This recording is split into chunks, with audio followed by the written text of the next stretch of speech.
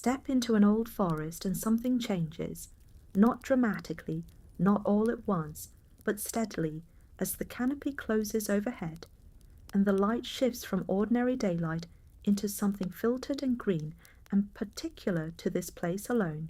The sounds of the world behind you, road, voice, the ordinary noise of human life, thin out and are replaced by something older. The creak of branches, the movement of wind through leaves, the sudden call of a bird that seems, in this context, to be saying something rather than simply being. You are still yourself. You are still standing on solid ground. But the ground feels different here, and the air has a quality it did not have a moment ago, and there is a not quite articulable sense that this place has been here for a very long time, and that you are the newcomer. The ancient Celts, the peoples of Iron Age and early medieval Britain, Ireland, Gaul, and much of Central Europe, whose languages and cultures shape the world we still partly inhabit, felt this too.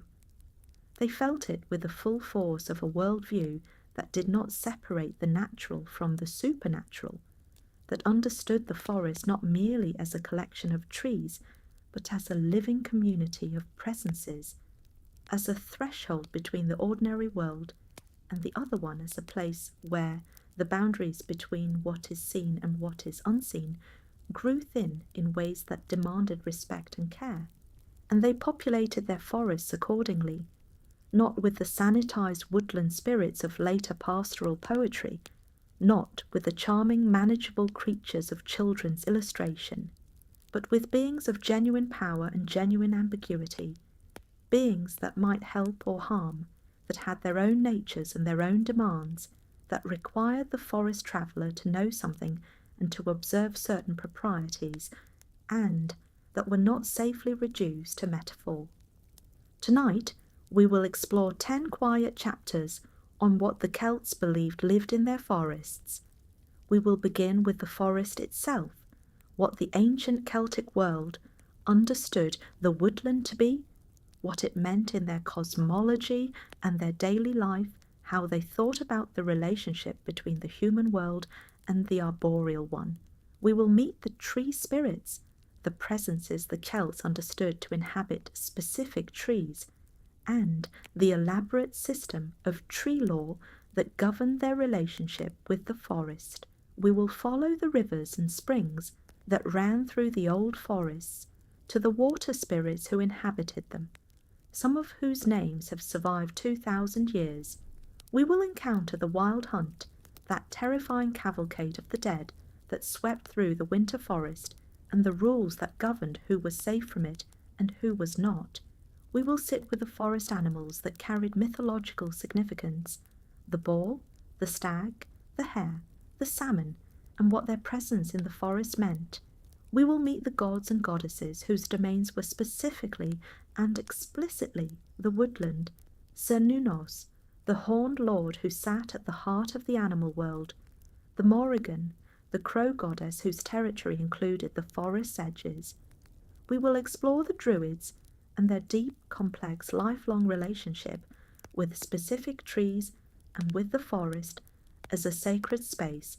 We will look at the otherworldly beings, the Seekter, the fair folk, the denizens of the hollow hills, whose territories overlapped with specific forests in the Celtic world. We will consider what happened to these beliefs as Christianity moved through the Celtic lands, what survived and what was transformed. And finally, we will sit with what endures, the traces of Celtic forest belief that persist in the landscape, the language and the imagination of the countries that grew from those ancient roots. Before we begin, if these slow journeys through the older world bring you rest, I hope you will consider subscribing to the channel. And if the world of ancient forests, Celtic mythology, and the cottagecore life speaks to you, our curated collection of nature-inspired shirts is linked in the description below. Now settle in, let the ordinary world thin out a little. Somewhere beyond the edge of what you can see from here, the old forest is still standing. We are going to walk into it together, carefully, as the Celts did, with attention, with respect, and with the understanding that not everything that lives in the forest is visible to the eye. To understand what the Celts believed lived in forests, we must first understand what the Celts believed forests were. This is not a simple question. The Celtic world did not have a single codified theology or a single authoritative sacred text that can be consulted to produce a definitive answer. It had instead a vast and varied body of oral tradition, ritual practice, place name evidence, archaeological record, and, importantly, a significant corpus of medieval Irish and Welsh literature, in which older mythological material was preserved, sometimes intact, and sometimes transformed by the Christian scribes who wrote it down. Working with this material requires care and a certain tolerance for ambiguity. What it offers in return is something genuinely remarkable, a picture of a worldview in which the forest was not background but foreground, not context but content, not simply the place where things happened, but one of the primary things itself.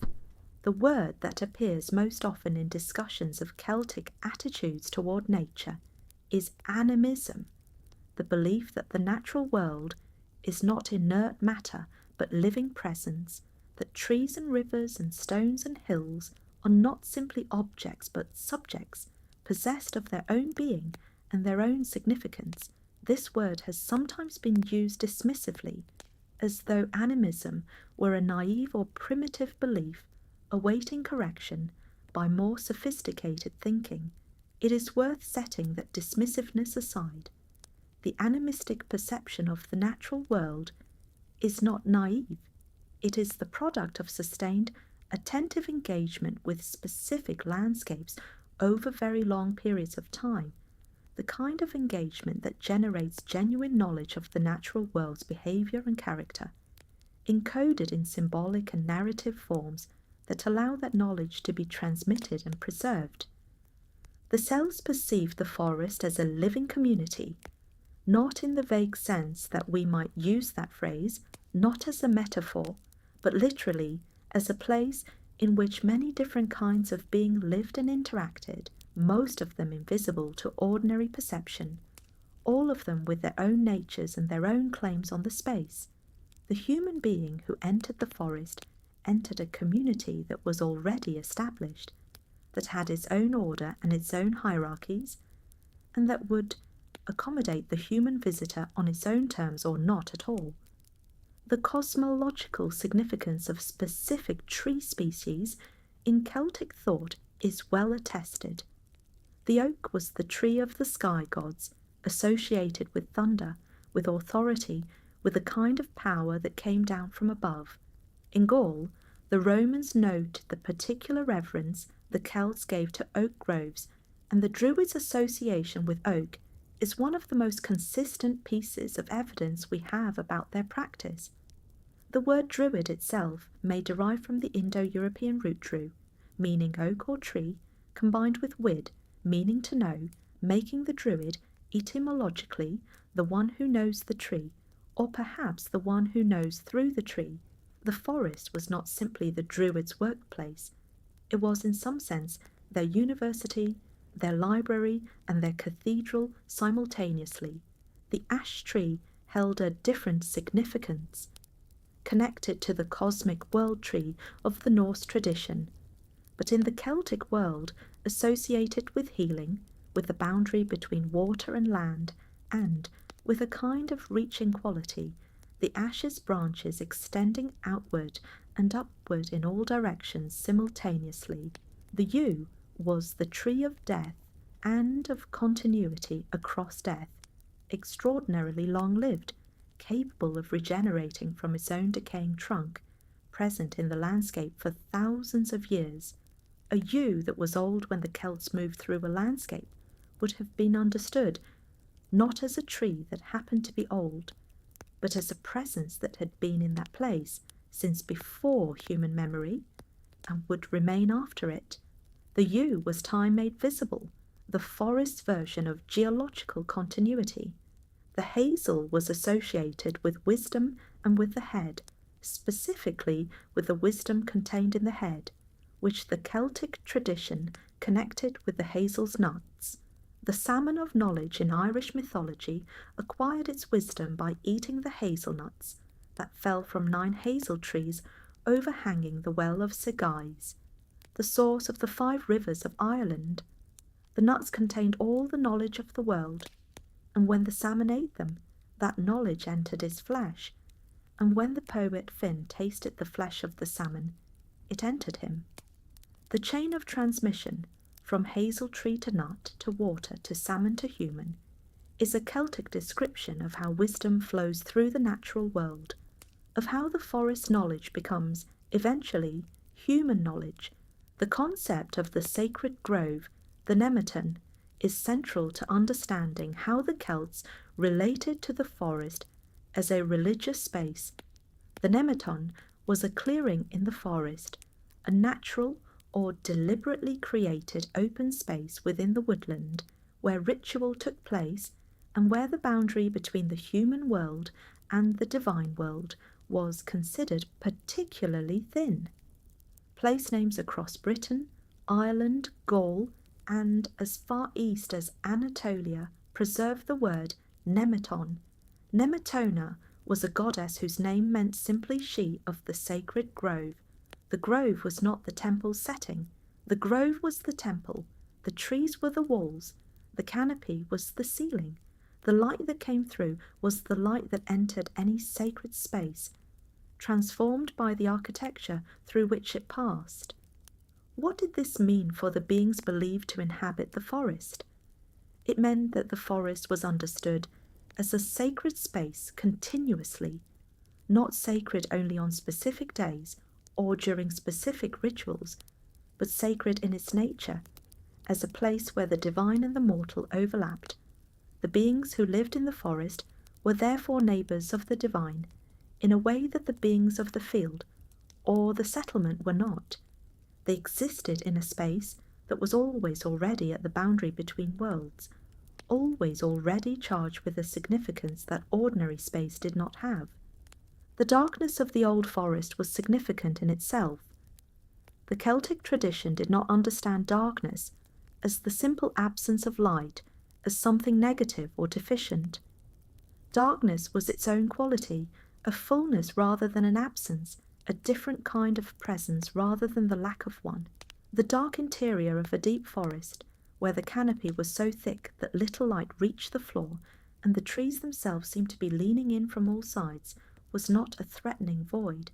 It was a place of a different kind of visibility, a place where things that could not be seen in ordinary light could be perceived, and where ordinary sight became less reliable and other kinds of perception more so. The forest was also a place of transition in the most literal geographic sense. The settled Celtic world, the farmstead, the ring fort, the defended village, existed at the forest's edge, cleared from it, maintained against it by continuous effort. Beyond the cleared land, the forest began, and beyond the forest, other human settlements began.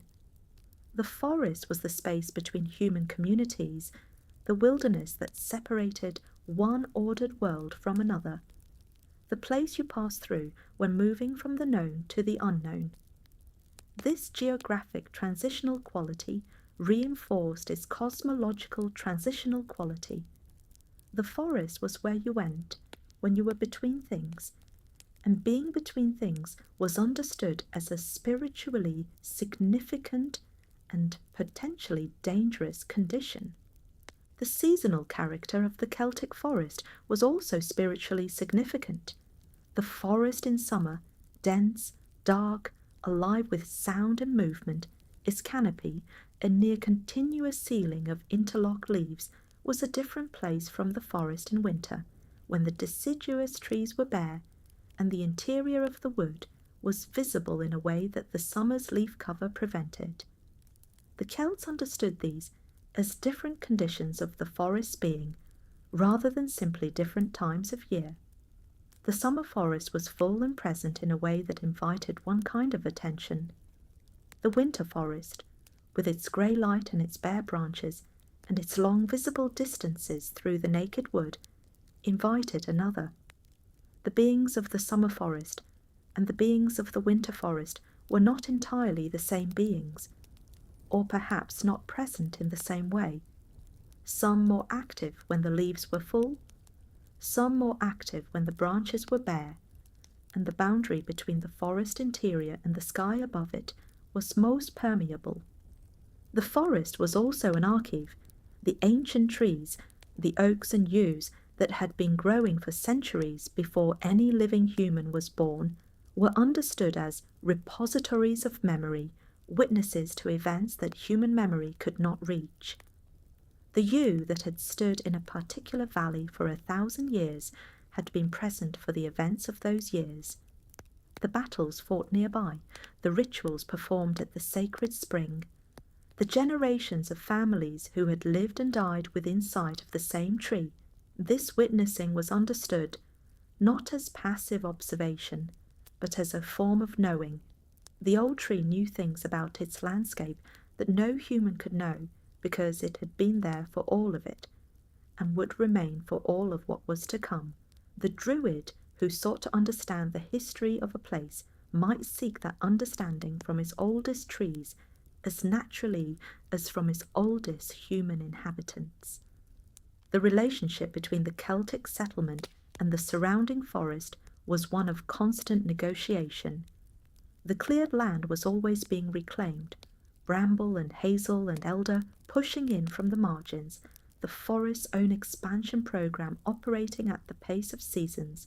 The farmer who did not cut back the encroaching growth found the forest returning within a generation. This physical negotiation between the human world and the forest world was mirrored in the spiritual negotiation. The offerings left at the forest's edge, the rituals performed before taking timber, the careful observance of which trees could be cut and which could not. The physical and the spiritual were the same negotiation, conducted on two registers simultaneously. The concept of the wildwood, the forest in its most ancient and least disturbed state, the forest that predated any human intervention in the landscape, was understood in the Celtic tradition as a space of particular power and particular danger. The wildwood was the forest in its own right. The forest as it had been before any human community cleared any part of it. The forest that had no relationship to human settlement, because no human settlement had ever been near enough to establish one. To venture into the wildwood was to venture outside the zone of negotiated relationship, into territory where the forest's presences had made no accommodation with human needs and had no particular reason to. The wildwood was the forest's own space, operating entirely on the forest's own terms. To enter the forest in the Celtic understanding was to enter a world that operated by different rules from the human one, not rules that were entirely alien or incomprehensible, but rules that required knowledge and attention to navigate safely. The forest had its own order. That order was older than any human order, and the beings who lived within it were part of that older order, expressions of it in a sense, as the human beings in the settlement were expressions of the human order. Understanding what the Celts believed lived in forests requires understanding first that the forest itself was understood as alive, not as a setting for life, but as life itself in one of its oldest and most complex forms. Every tree in the old forest was, in some sense, somebody. This is not a poetic exaggeration of the Celtic attitude toward trees. It is a fairly literal description of what the tradition believed. Trees were not understood as organisms in the way that modern biology understands them, as complex but ultimately mechanical systems of cellular process and chemical signaling. They were understood as presences, as beings, as entities with their own character and their own relationship to the world, as inhabitants of the forest that deserve the same quality of attention and the same basic respect that any significant inhabitant of any place deserved. The Irish tradition has preserved in the medieval law texts known as the Brehon Laws a remarkably detailed taxonomy of trees and their legal standing. The laws divide trees and shrubs into 4 categories based on their value and significance, with the highest category, the Eirig Fedo, the nobles of the wood, including the oak, the hazel, the holly, the yew, the ash, the pine and the apple. The cutting of one of these trees without proper cause was an offence with specific legal penalties, as was the killing of certain animals or the violation of certain sacred spaces. The law treated the noble trees as persons in the legal sense, as entities whose well-being was protected by the community's rules, whose destruction required justification, and whose loss entailed compensation. The bile, from the old Irish word for sacred tree, was the most significant individual tree in the Celtic Irish landscape. Each major tribal territory had its bile, a specific tree of great age and usually great size that was understood to be the spiritual centre and the political symbol of that territory. The bile was where kings were inaugurated, where oaths were sworn, where the most important rituals of the community took place. It was connected in the tradition directly to the prosperity and the sovereignty of the territory. When the bile was healthy, the land was healthy. When the bile was damaged or destroyed, the land suffered. Several of the greatest early Irish mythological narratives turn on the felling of an enemy's bile as the most devastating act of warfare possible, more devastating in its symbolic and spiritual dimensions than the burning of a settlement or the killing of warriors, because it cut the territory off from its deepest roots. The 5 sacred trees of Ireland, the tree of Ross, the tree of Mugna, the tree of Darthy, the tree of Usnach, and the bough of Darthy, appear in the early Irish texts as cosmic trees rather than simply very important trees, their significance extending beyond the tribal and the political into the mythological. They are described as yew, ash, oak, and other noble species. They are said to have fallen in the early Christian period, and their falling is presented not as a natural event but as a mythological one, the end of an age, the passing of a world. The spirits understood to inhabit individual trees in the Celtic tradition were not identical in character to the classical Greek dryads, though the parallel is often drawn. The Greek dryad was a nymph, a semi-divine female being whose life was tied to a specific tree, who died when the tree died. The Celtic tree spirit was something more integrated with the tree itself, less a tenant and more an aspect of the tree's own being.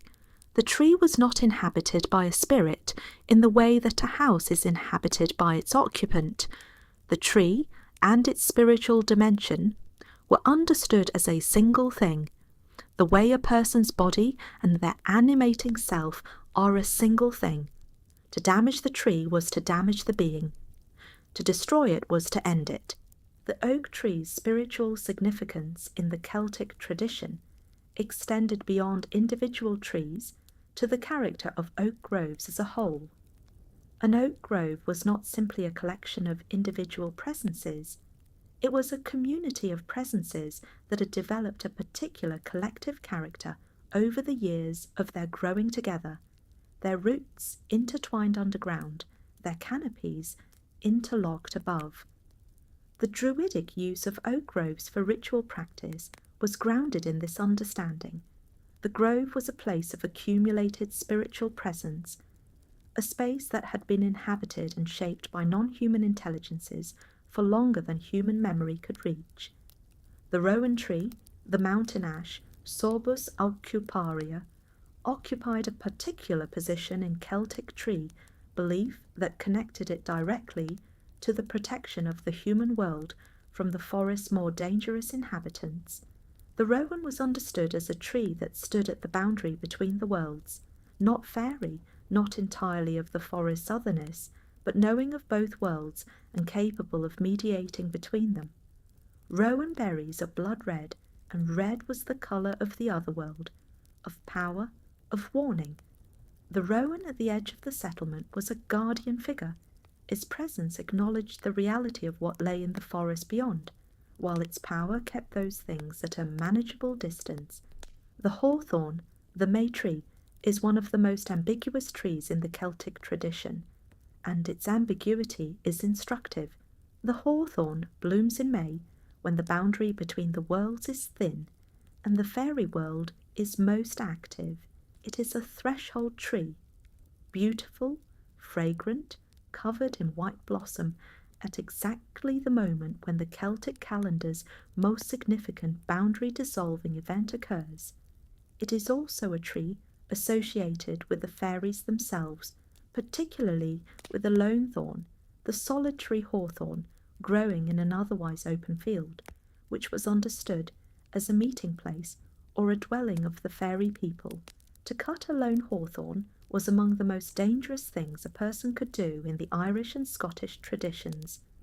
Stories of the consequences of doing so were told and retold across many centuries, right up to the present day. The elder tree had a reputation in Celtic tradition that set it apart from most other woodland species. The elder was understood to be inhabited by a spirit, sometimes called the elder mother, that was neither benevolent nor malevolent by nature, but was absolutely clear about what was owed to it. You did not cut elder wood without asking permission. You did not burn elder wood in the hearth. You did not bring it inside the house. The elder was one of the clearest examples in the tradition of a tree understood as a being with its own will and its own demands, a being that would tolerate human interaction on its own terms, but that would not be treated as mere timber without consequence.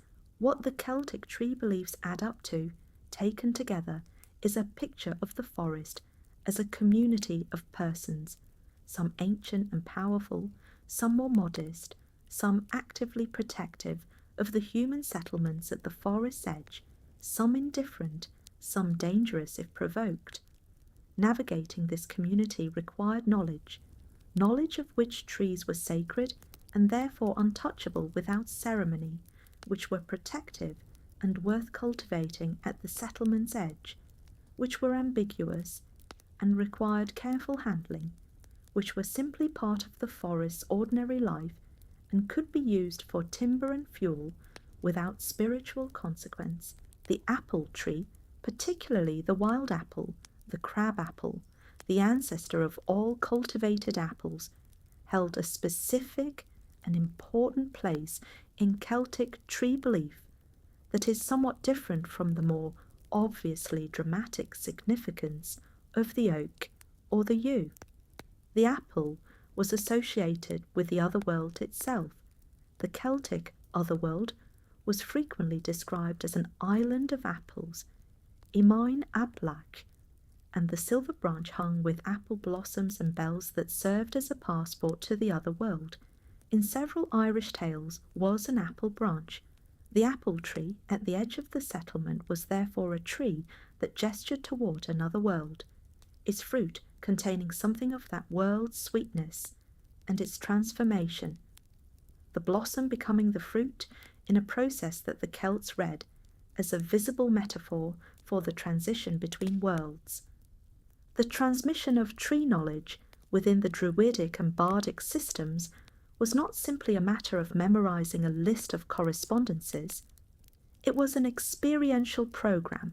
The students spent time with specific trees in specific seasons, observing their behavior, their relationship to the other plants that grew nearby, their relationship to the animals that inhabited them, the quality of the light and air in their vicinity.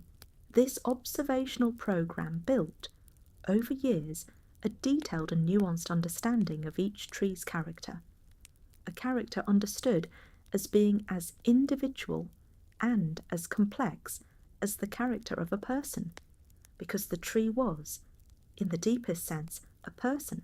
This knowledge was never simply written down because it could not be fully captured in writing. The tree's character was not a fixed set of attributes.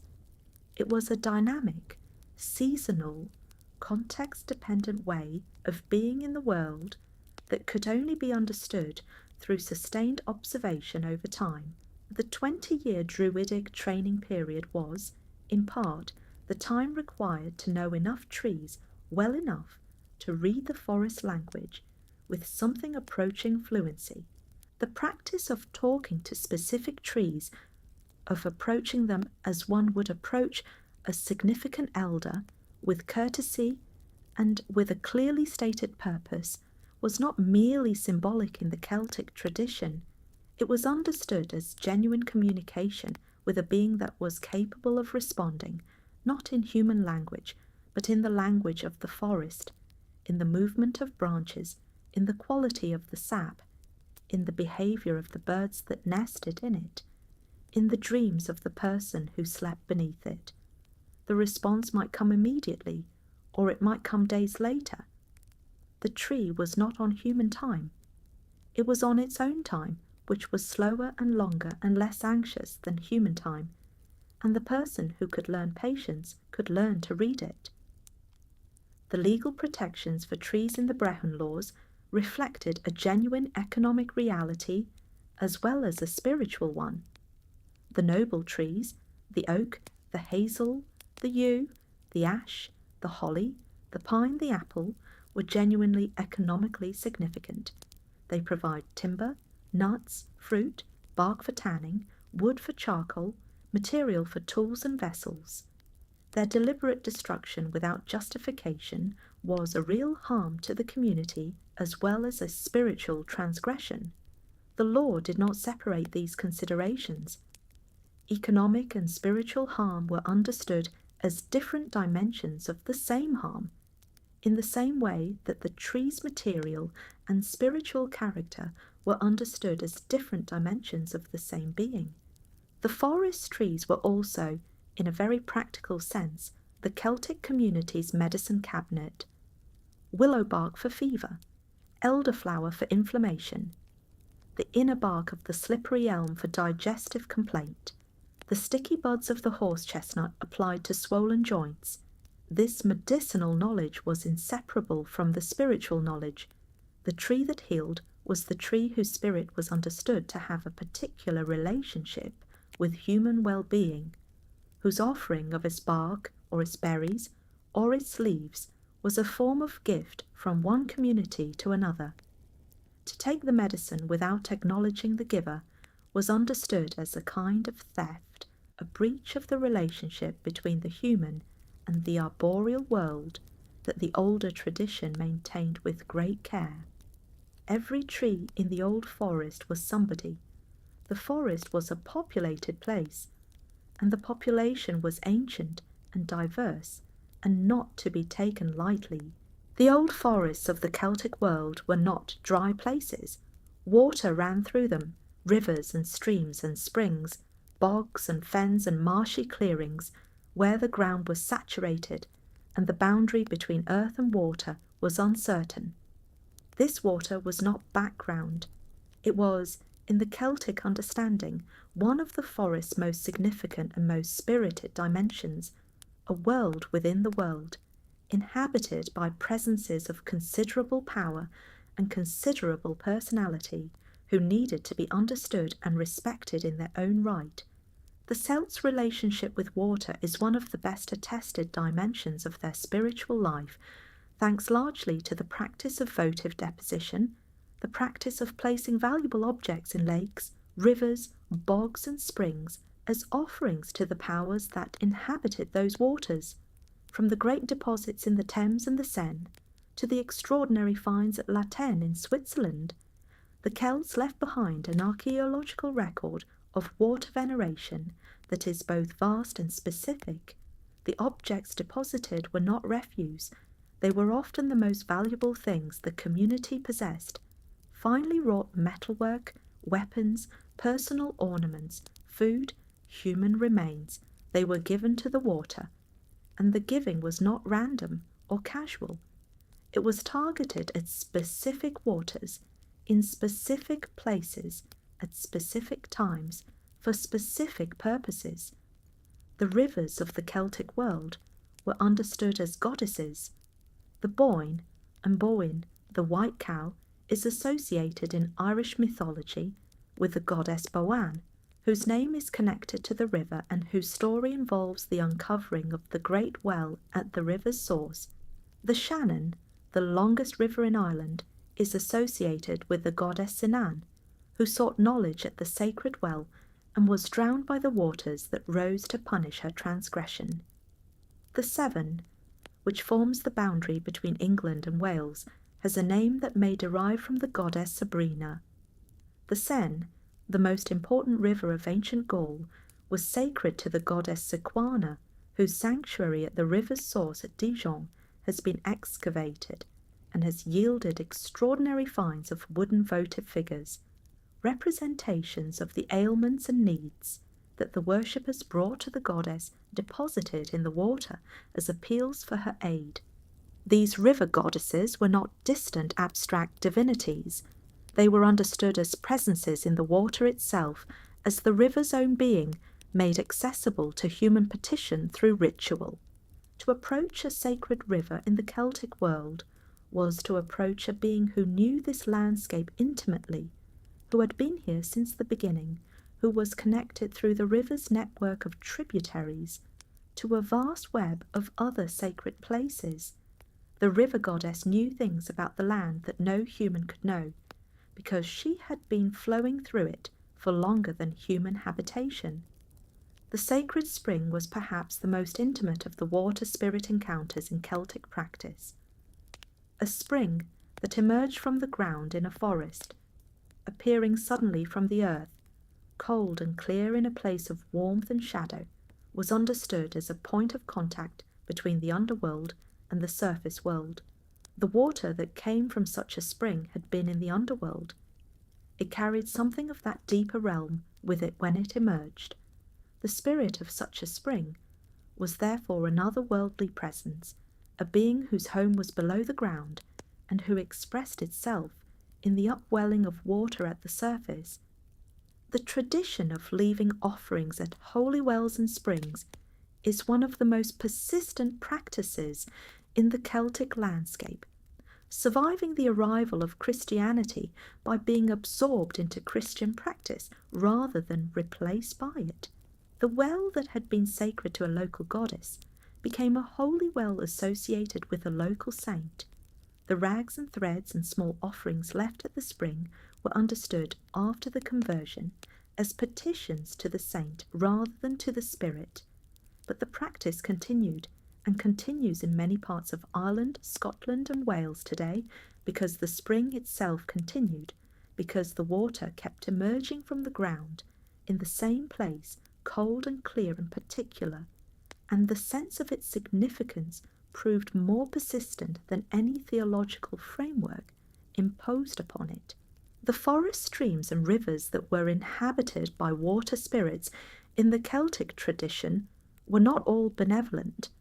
The Celts understood water, like the forest itself, as a world of genuine powers with genuine wills, powers that could help or harm, depending on their nature and on how they were approached. Several categories of water-dwelling spirit in the Celtic tradition were actively dangerous to humans. The Irish Each Uis, the water horse, was perhaps the most feared of these dangerous water spirits. The Each Uis appeared in the form of a beautiful horse grazing at the edge of a lake or river, seemingly gentle, seemingly available to be ridden. Any person foolish enough to mount it would find themselves unable to dismount, stuck to the creature's back by some magical adhesion as it carried them into the water and drowned them. The Each Uis was the forest lake's predator, taking human prey by disguising its predatory nature as beauty and accessibility. The warning encoded in the Each Uis story is precise.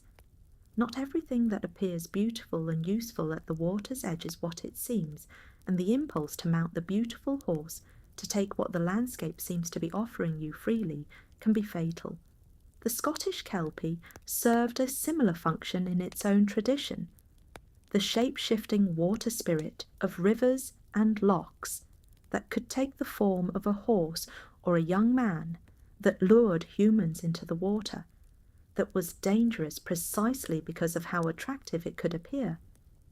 In the Welsh tradition, the Afanc was a lake monster of a different character, less seductive than simply enormous and powerful, a creature of the deep water whose size and strength made the lake dangerous in a more straightforwardly physical way. The voices under the current, the sounds that running water makes when it passes over stones and through channels, the low constant murmur that a river makes in its passage, were understood in the Celtic tradition as voices in the most literal sense, as speech, as communication from the water's inhabiting presence. The person who knew how to listen could hear in the river's sound something more than the mechanical noise of moving water. This is not mysticism in a vague or escapist sense. It is a description of a quality of attention, a quality of being present to the specific sounds of a specific place that generates genuine perception of the river's character and behaviour. The Celtic tradition encoded this quality of attention in mythological language. The mythology is, among other things, a record of what careful listening to rivers and springs and forest streams can teach. The goddess Sulis, whose sanctuary was at the hot spring now known as Bath in Somerset, is one of the best documented of the Celtic water goddesses, thanks to the extraordinary survival of the spring itself and its Roman-era temple.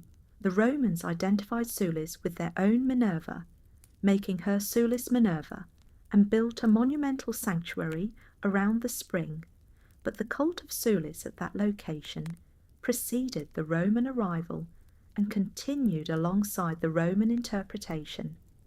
Hundreds of curse tablets have been found in the spring at Bath, written on lead, thrown into the water as appeals to Sulis to right wrongs and punish those who had harmed the petitioner.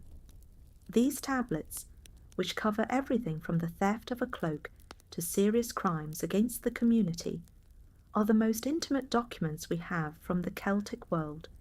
Private voices speaking directly to a water goddess, asking her to do what the human community could not do for itself.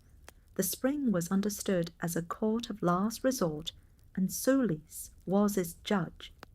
The bog deposits, the objects thrown into marshes and fens rather than rivers or springs, represent another dimension of Celtic water veneration that is particularly relevant to the forest context. Bogs form where the forest is waterlogged, where the normal processes of decomposition slow in the anaerobic, acidic conditions of the saturated ground. The bog was understood by the Celts as a place where the boundary between the living world and the underworld was particularly permeable, the ground that could swallow a person, the water that was neither river nor lake, but something between, the landscape that was neither solid land nor open water, but occupied a liminal category of its own. The objects thrown into bogs, and, in the most disturbing cases, the people, were offerings to the powers of the deep, the dark, the unchanging world beneath the surface of the living landscape. The water's edge in the Celtic forest was a place of transition in the most fundamental sense, a place where one state of matter met another, where the solid world of the earth met the fluid world of the water, where the boundary between what was stable and what was moving was visible and tangible. The Celts extended this physical boundary condition into a spiritual one, where the physical worlds met, the spiritual worlds also met. The spring that emerged from the earth was therefore a place where the underworld met the surface world. The river that flowed through the forest was a place where the flowing, changeable otherworld moved through the stable forest. The lake that reflected the sky was a place where the sky world and the earth world met in the medium of water. The practice of throwing valuable objects into water, into rivers and lakes and springs and bogs, continued in the Celtic world for centuries, and left behind an archaeological record of extraordinary richness. The objects deposited were not always the most expensive the community possessed, though they sometimes were. They were objects that had a specific relationship to a specific need or prayer, a replica of the afflicted body part, asking the spring for healing, a miniature weapon committing the petitioner to the water deity's service, a coin establishing a relationship of gift and countergift.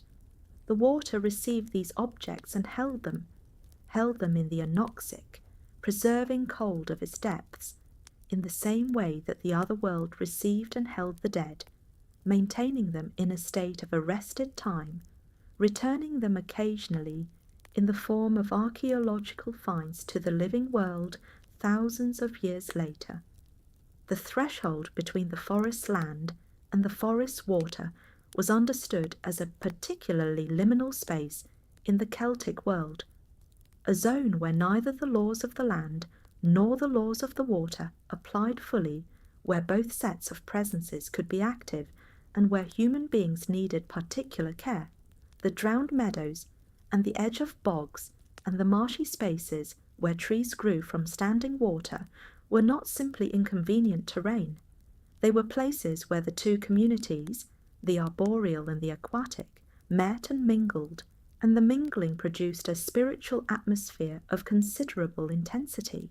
There are nights in the old year when the forest is not safe, not because of any ordinary danger, not because of wolves or weather, or the hazards of difficult terrain and darkness, but because of something that moves through the forest on certain nights, something that fills the air with a sound that is part wind and part horn, and part the baying of hounds unlike any earthly pack, something that sweeps through the trees with a speed and a force that no living thing should be able to match, something that has been described in one form or another across virtually every Celtic influence culture in northern Europe, and whose passage through the winter forest is among the most consistent and most widely attested pieces of Celtic supernatural belief. The Wild Hunt, the Sluagh, C.W. in Anwen, Odin's Hunt, Gabriel's Hounds. The names differ by region and period, but the essential description is consistent enough across the evidence to suggest a single underlying belief expressed in many local forms: a company of the dead, or the supernatural dead, or the beings who govern the dead, riding or running through the winter sky and the winter forest, hunting something, or simply passing through on their own inscrutable business, and deadly to any mortal who encountered them without protection. The Welsh tradition is among the most developed in its account of the hunt. In the Mabinogion, the collection of Welsh mythological tales preserved in medieval manuscripts but containing much older material, the otherworldly ruler Aron appears as a lord of the dead, whose domain, Anwen, is intimately connected with the forest and the hunt. His hounds, the Cwn Anwen, the hounds of the otherworld, are white with red ears, the classic colouring of supernatural animals in Celtic tradition. The white of the otherworld, combined with the red of blood and power. These are not ordinary hunting dogs. They are the hounds of death, their baying heard at night in the forest and the sky, a sound that the Celtic tradition taught its listeners to recognise and to take as a warning. The sound of the T-Bwyn Anwen was described with interesting specificity in the Welsh tradition. Close up, the baying sounded quiet and distant. Far away, it sounded close and overwhelmingly loud. This inversion of the normal relationship between proximity and volume was one of the defining characteristics of the otherworldly hounds, and it encoded a practical warning. If you heard the baying loudly, clearly, close at hand, you were not in danger. If you heard it faintly, distantly, as though from far away, the hunt was right upon you, and you needed to seek shelter immediately. The Irish equivalent, the Slua, the host of the unforgiven dead, is a somewhat darker figure than the Welsh hunt. The Slua were understood as the spirits of those who had died in a state of spiritual incompleteness, the restless dead who could find no settled place in the other world, and who were condemned to move through the world of the living in a state of perpetual, purposeless motion. They flew from the west, always from the west, the direction of the setting sun, the direction of the land of the dead, and they moved through the world at night, particularly on the great liminal nights of the Celtic calendar, when the boundary between the living and the dead was at its thinnest. The Slua were dangerous in a specific and interesting way. They could not settle, could not rest, and they resented the living who were able to do both. They might carry off a mortal, particularly a person who had wandered out alone at night, or who had left themselves spiritually unprotected, simply because the carrying off was something to do, some purpose in the purposelessness of their eternal motion.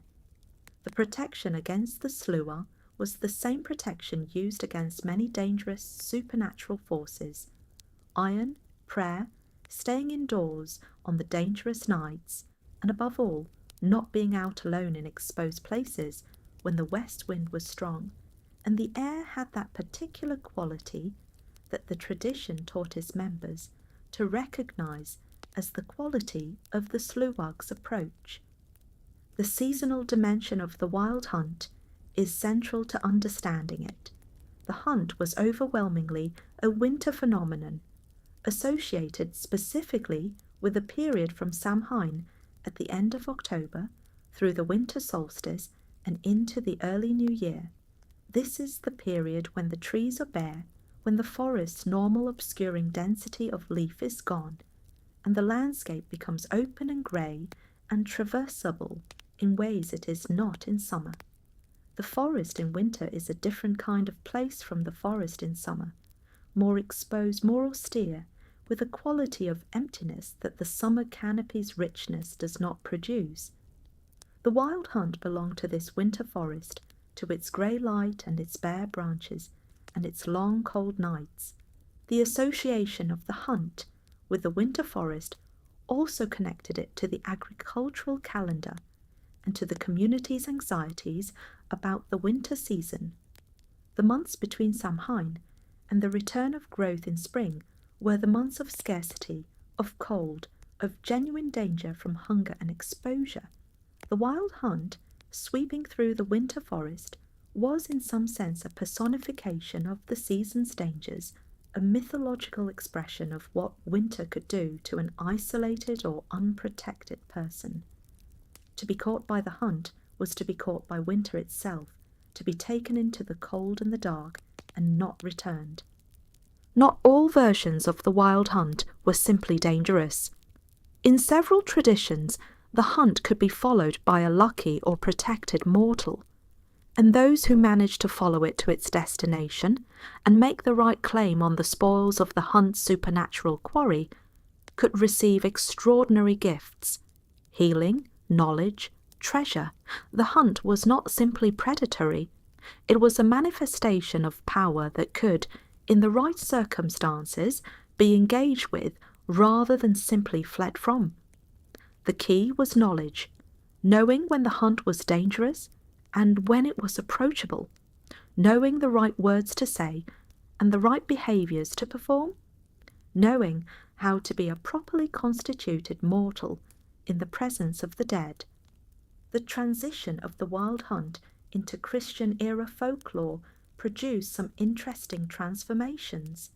The leader of the hunt, who in the pre-Christian Celtic tradition was an otherworldly ruler or a figure of the dead, was in some regions identified with the devil, in others with the soul of a wicked man condemned to hunt forever, in others with a historical figure whose identity varied by locality, The supernatural hounds became, in some English traditions, the souls of unbaptized children.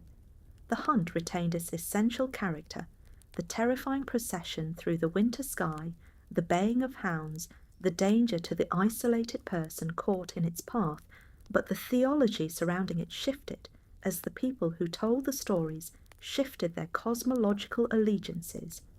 What persisted across all these transformations was the fundamental insight that gave the wild hunt its power, that the forest in winter, at night, under certain conditions, is a place where the boundary between the living and the dead becomes uncertain. The bare branches against the dark sky, the wind moving through the naked wood, the long howl of something that might be a hound, or might be the wind itself, these things, the Celtic tradition taught, were real communications from the other side of the boundary, not to be ignored, not to be dismissed, to be read with attention and responded to with the right knowledge. In the Welsh tradition, the wild hunt is associated specifically with Gwyn ap Nudd, the Lord of Annobyn, the Welsh otherworld, who leads the dead on their eternal ride and who is understood as a being of considerable and complex power. Gwyn ap Nudd is not simply a death god in the simple sense. He is the lord of a complete otherworldly kingdom. He has courts and subjects and a sovereignty that parallels the sovereignty of the mortal world, and his hunt through the winter landscape is an expression of his kingship as much as it is a manifestation of death. He rides through the forest because the forest is part of his domain. The winter trees that stand with their roots in the earth are connected, in the Celtic understanding, to the roots that reach down into the underworld, where Gwyn ap Nudd rules. The winter forest is his territory as much as the hillside mound or the surface of the dark lake. The folk practice that developed in response to the wild hunt across the Celtic world was remarkably consistent. You didn't go out alone on the dangerous nights. You kept the fire burning and stayed close to it. You left specific offerings at the threshold of the house, food for the hunt to take without entering, that acknowledged the hunt's reality and placated it without inviting direct encounter. You did not call out or make loud noises during the winter nights when the hunt was most active, because calling out was understood as a way of attracting the hunt's attention, and the hunt's attention was not something you wanted. These practices were not arbitrary. They were a coherent system of managed coexistence with a force that was understood as real and as powerful as the winter itself. The liminal timing of the wild hunt's appearances reinforces his connection to the Celtic calendar's great threshold moments. The hunt was most active at Samhain, the festival at the end of October, when the boundary between the living and the dead was most thin, and at the winter solstice, the longest night, the point at which the year turned back toward the light. Both of these are moments of cosmic transition, moments when the stable order of the world briefly became unstable, when categories that were normally clearly separated became permeable. The wild hunt belonged to these moments of permeability as naturally as it belonged to the winter forest. Both the time and the place were threshold states, and the hunt was the most dramatic expression of what threshold states contained. The sounds associated with the wild hunt across different traditions share a consistent character that is worth noting. The baying of hounds, the sound of hooves or feet moving at impossible speed, the blast of a horn heard from a distance, the rushing of wind through bare branches, these are all sounds that the winter forest actually makes. The howl of wind through leafless trees does resemble a hound's baying. The cracking and movement of branches in a storm does have a character of galloping. The particular resonance of a winter forest at night has a quality unlike any other acoustic environment. The wild hunt was not an entirely imaginary sound. It was an interpretation of real sounds, sounds that the winter forest made and that the Celtic tradition taught its hearers to read as communication from the other side of the boundary. The community function of the wild hunt belief is important to recognize. The hunt kept people inside on the most dangerous winter nights, the nights of genuine cold and genuine storm, the nights when the risk of exposure and disorientation in the dark forest was genuinely deadly. The mythological explanation and the practical safety instruction were the same instruction, delivered in the most compelling possible form. The hunt was the winter forest's own warning. Stay home, stay warm, stay in the company of the living, and let the darkness do what the darkness does without your participation. The Celtic forest was not only inhabited by spirits and gods and the dead, it was also inhabited by animals, ordinary animals, in the biological sense, that were also, in the Celtic understanding, extraordinary animals, beings that moved between the worlds, that carried mythological significance in their bodies, that were understood as manifestations of divine power as much as they were understood as wildlife. The distinction the Celtic tradition drew between animals was not the distinction between wild and domestic, or between dangerous and safe, or between edible and inedible, though these practical distinctions were of course observed. It was a distinction between the animals that were simply animals and the animals that were also something more. Messenger animals, shape-shifted gods, guardians of sacred places, inhabitants of the boundary between the ordinary world and the other one. The forest was the primary habitat of these latter animals, which was part of what made the forest mythologically charged in the way that the field or the settlement was not. The boar was perhaps the most powerful of the forest animals in Celtic mythology, and its power was of a specific and interesting kind. The wild boar of the old European forests was a genuinely formidable animal, fast, strong, aggressive when threatened, armed with tusks capable of serious injury. But the Celtic boar's mythological significance went beyond its physical danger. The boar in Celtic tradition was understood as an animal of the underworld, not in the sense of being evil or sinister, but in the sense of being connected to the deep world beneath the ground, to the roots of things, to the place where the dead went, and where things that were not yet born were waiting.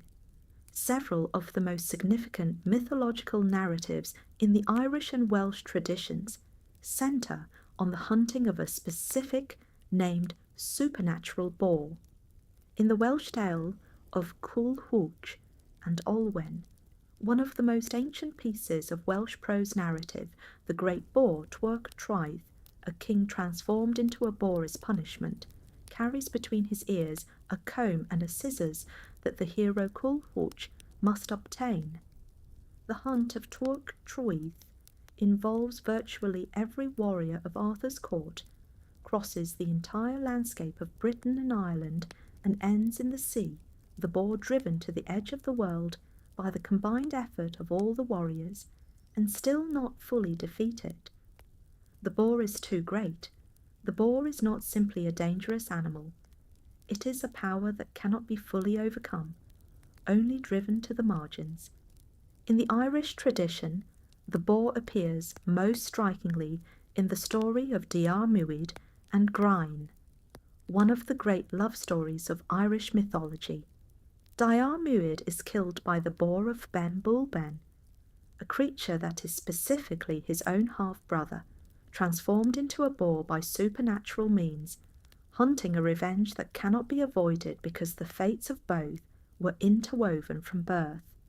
The boar of Ben Bulben is not a random danger. It is a destiny. The forest is the place where destiny waits, disguised as an animal, and the hero who rides into the forest for the last time rides into a meeting that was arranged before he was born.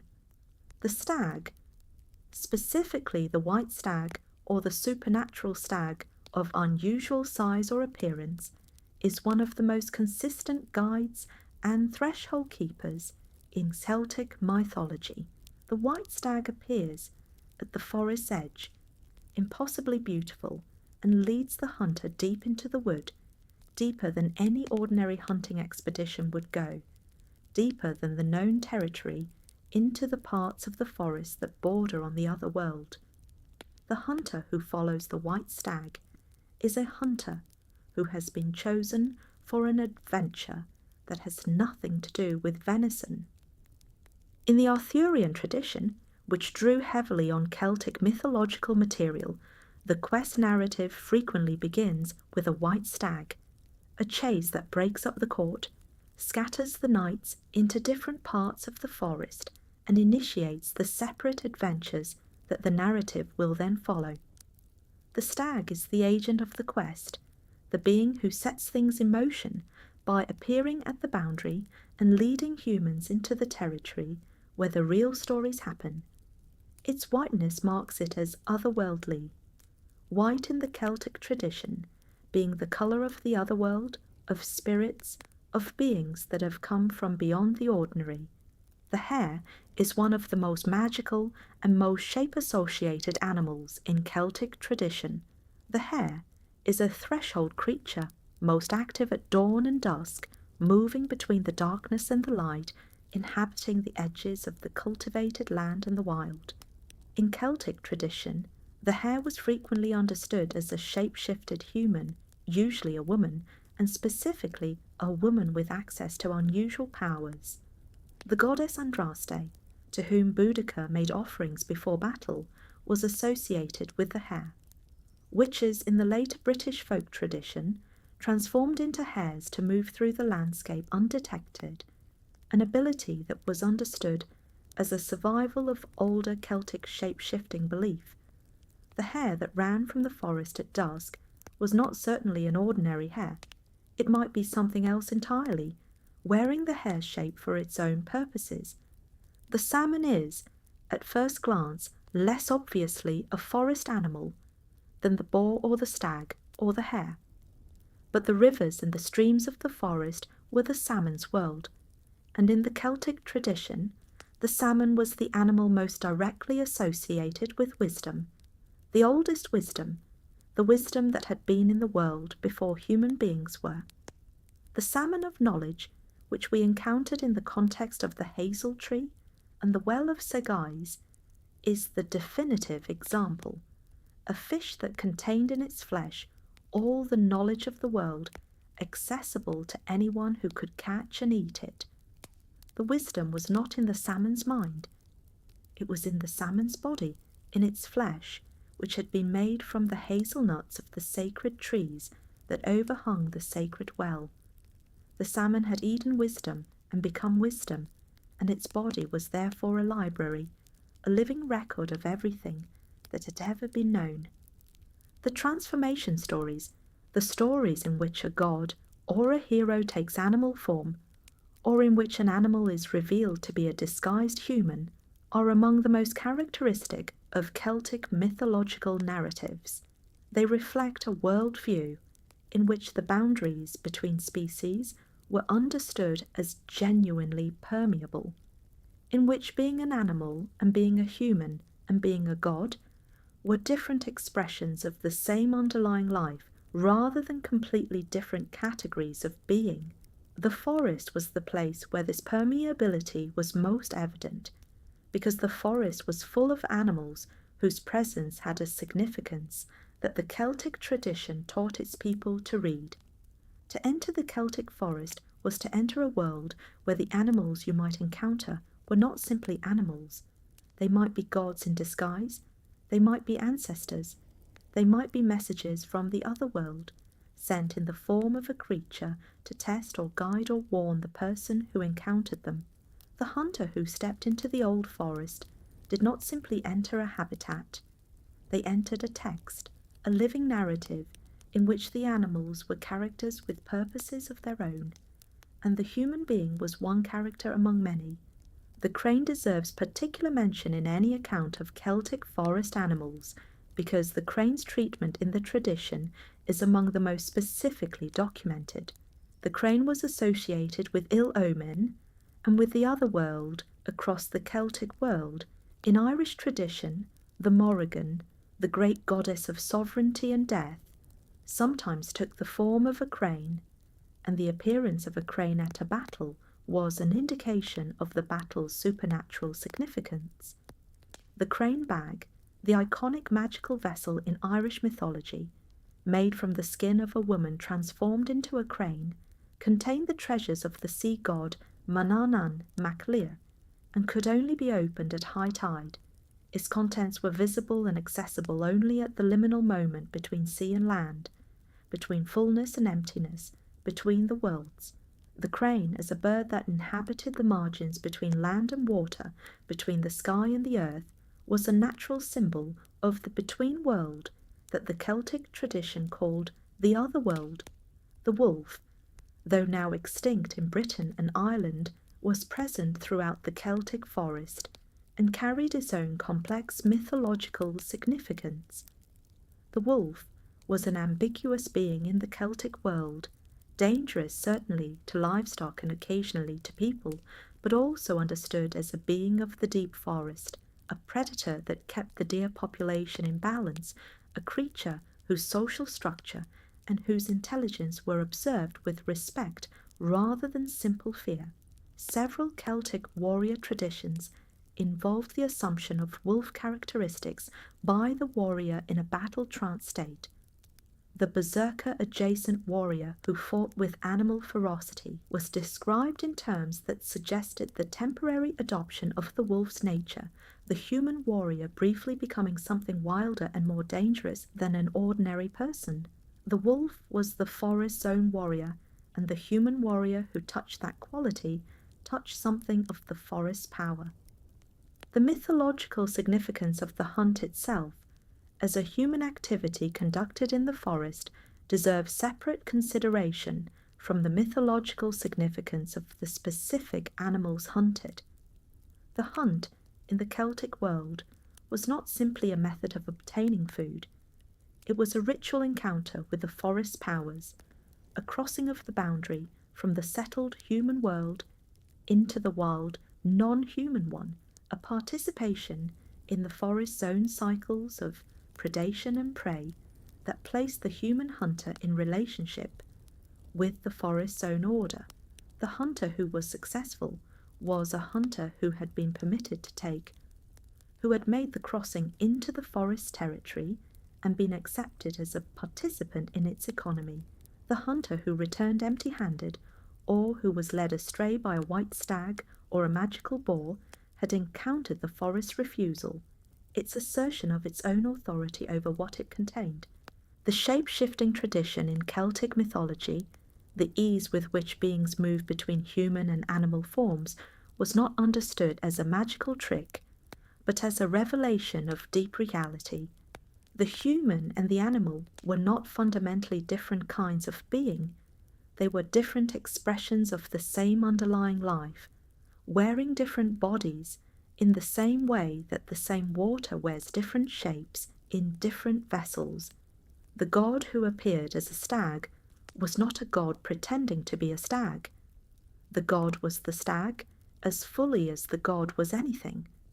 The forest, where animals were most present and most themselves, was therefore the place where divinity was most directly visible, not hidden in a temple or mediated through ritual, but walking on four legs through the underbrush, leaving tracks in the mud at the water's edge.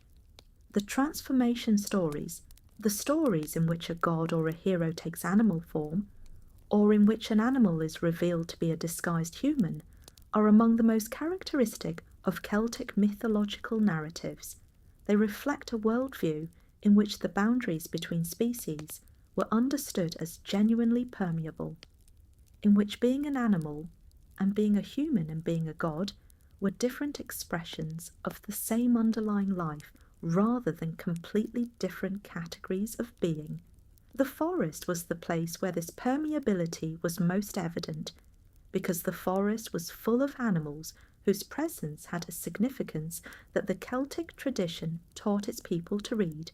In the earliest known representation of a figure that scholars believe to be a Celtic deity, carved on the Camonica Valley rock in northern Italy and dated to around 400 BCE, a human figure stands or sits with antlers growing from its head. The figure is large, the antlers are enormous, branching and elaborate, clearly the antlers of a mature stag, rather than some generic symbol of the animal world. The figure appears to be surrounded by animals, or accompanied by them, in a relationship of co-presence rather than domination.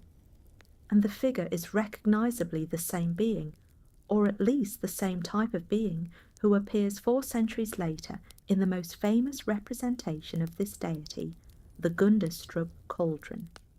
The Gundestrup cauldron, found in a Danish peat bog and dated to roughly the 1st century BCE, is one of the most remarkable objects to survive from the Celtic world.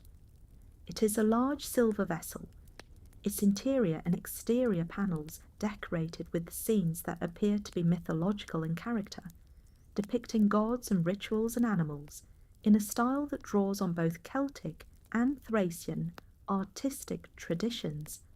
On one of the interior panels, a large figure sits cross-legged in the posture of yogic meditation, surrounded by animals. He holds a torque, the Celtic neck ring of divine authority, in his right hand. In his left hand, he holds a serpent. From his head grow the great antlers of a stag.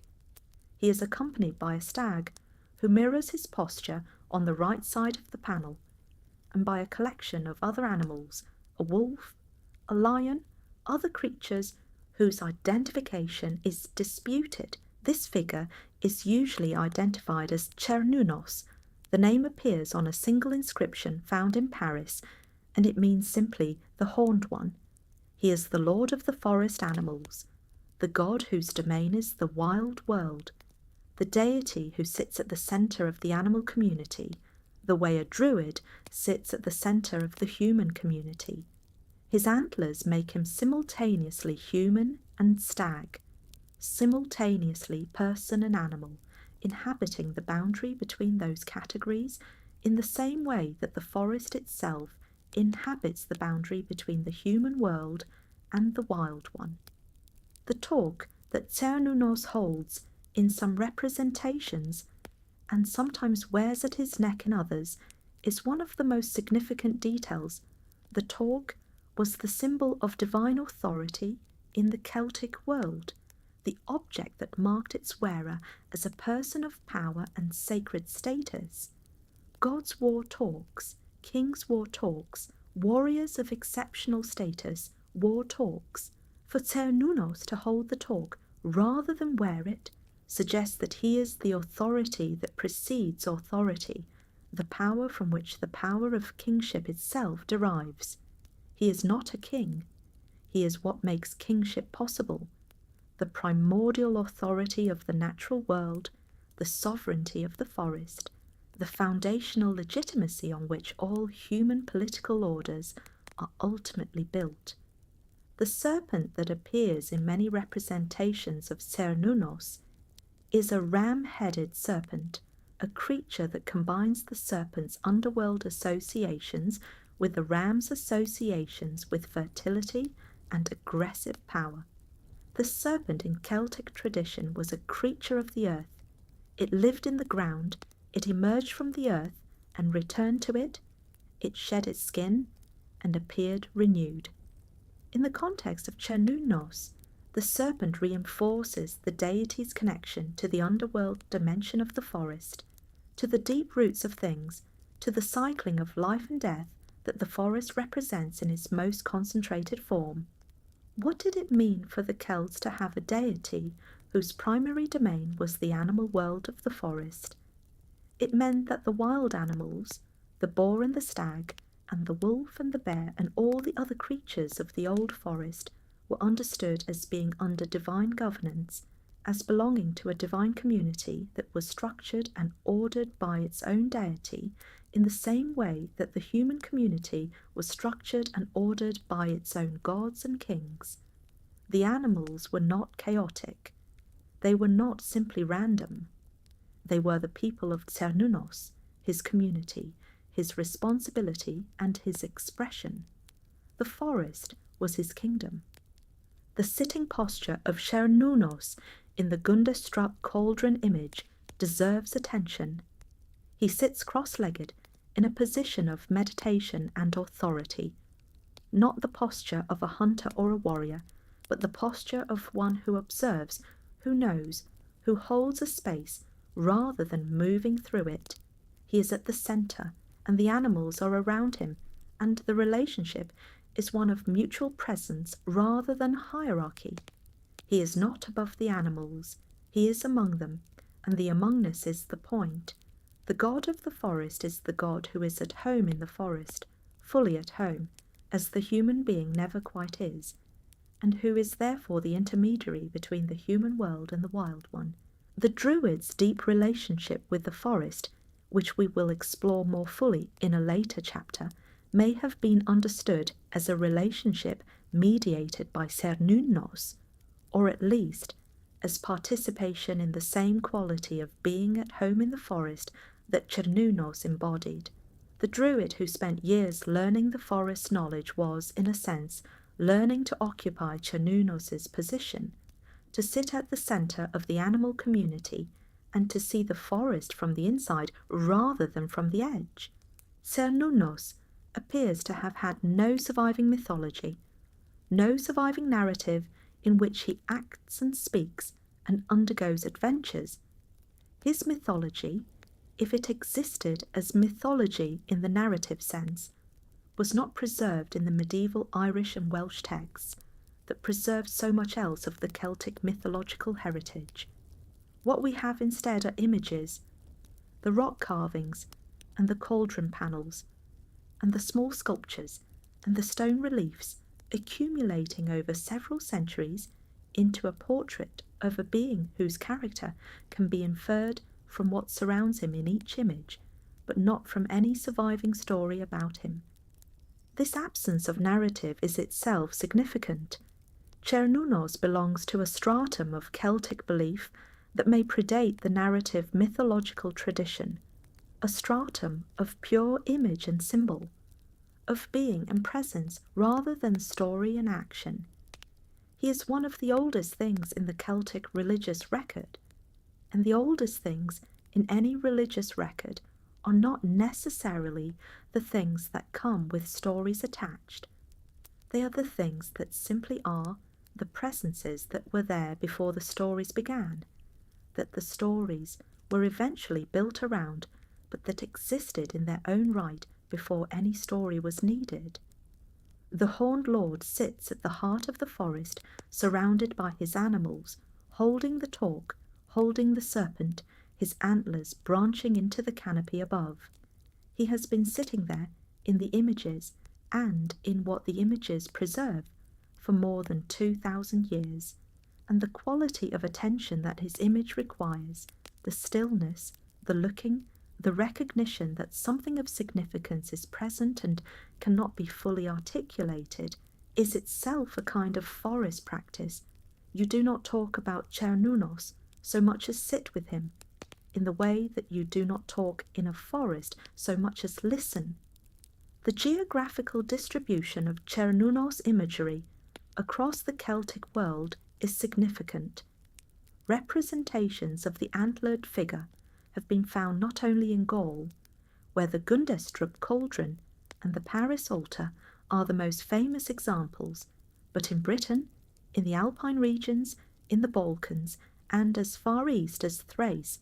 This distribution suggests that the deity or deity type represented by the antlered figure was not a local peculiarity, but a shared element of a broader Celtic religious sensibility, something in the relationship between the Celtic peoples and the deer of the forests they inhabited that generated, independently or through shared cultural inheritance, a similar mythological response.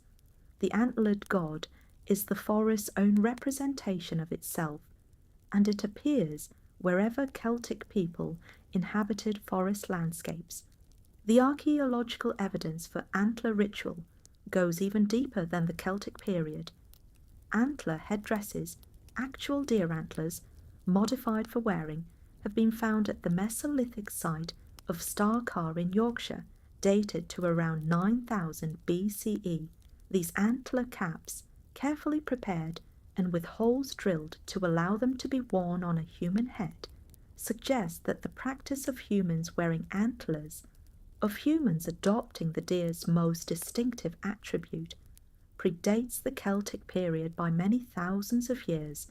The Ser Nunnos image may therefore be the Celtic expression of a practice and a belief that had been present in the British and European landscape since long before the Celts arrived, a practice rooted in the deeper strata of human-forest relationship, so old that it had become part of what humans did in forests rather than something specific to any one culture or period.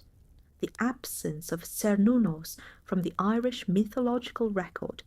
He appears in the Gaulish and British evidence, but has no clear Irish equivalent by name, raises interesting questions about regional variation within the Celtic world.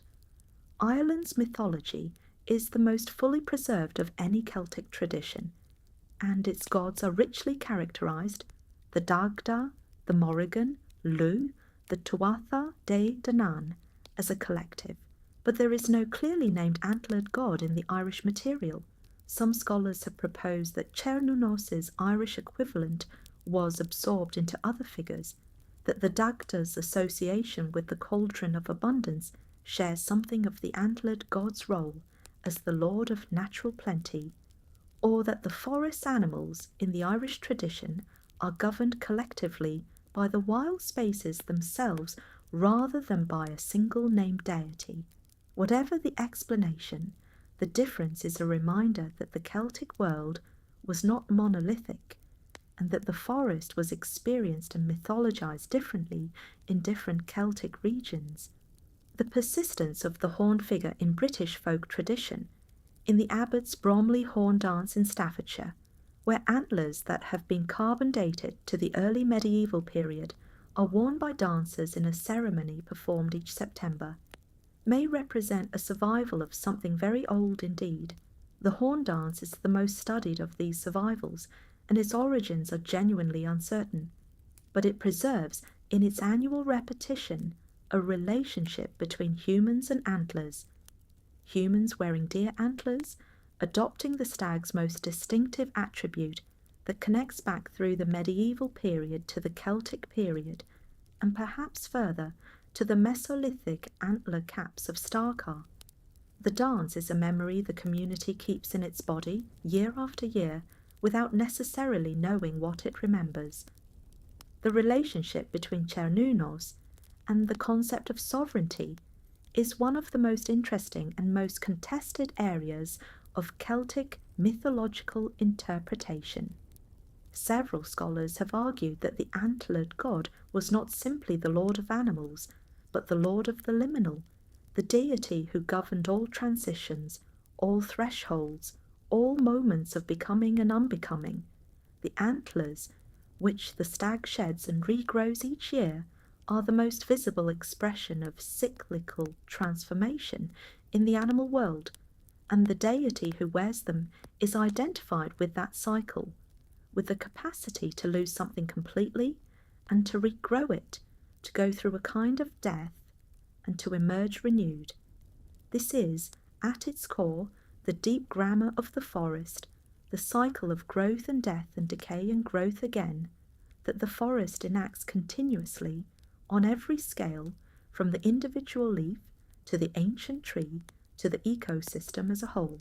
The Druids are among the most discussed and least understood figures in the Celtic world. They have been romanticised into white-robed philosophers conducting moonlit ceremonies at Stonehenge, an image that is almost entirely the product of 18th century imagination, with virtually no basis in the ancient sources. They have been demonised in the Roman accounts that provide some of our earliest written evidence about them, as practitioners of human sacrifice and barbaric religion, an image that served obvious Roman imperial purposes and that cannot be taken at face value. And they have been recovered in the careful scholarly work of the last century as something considerably more interesting than either the romantic or the demonized version. A professional, intellectual class of remarkable sophistication and remarkable commitment to a lifelong educational program that was, at its core, a program of deep engagement with the natural world. The classical sources agree on several key points about the Druids. They were the intellectual and religious specialists of the Celtic world, responsible for ritual practice, for legal judgment, for historical and genealogical memory, for the education of the young, and for the maintenance of the community's relationship with the divine world. Their training was extraordinarily long. The Roman writer Julius Caesar, who had direct experience of the Celtic world through his military campaigns in Gaul, described a training period of up to 20 years, during which the student memorized an enormous body of oral knowledge that was never committed to writing. And their relationship with specific trees, particularly the oak, was so fundamental and so widely noted that it formed part of almost every ancient account of their practice. The Druidic training program, whatever its full content, was conducted in the forest. The forest was the school, and the trees were the curriculum in a very specific sense. The Druids' knowledge of plant and tree lore was not simply botanical information, but a complex system of symbolic, medical, and spiritual knowledge in which each species had multiple registers of significance.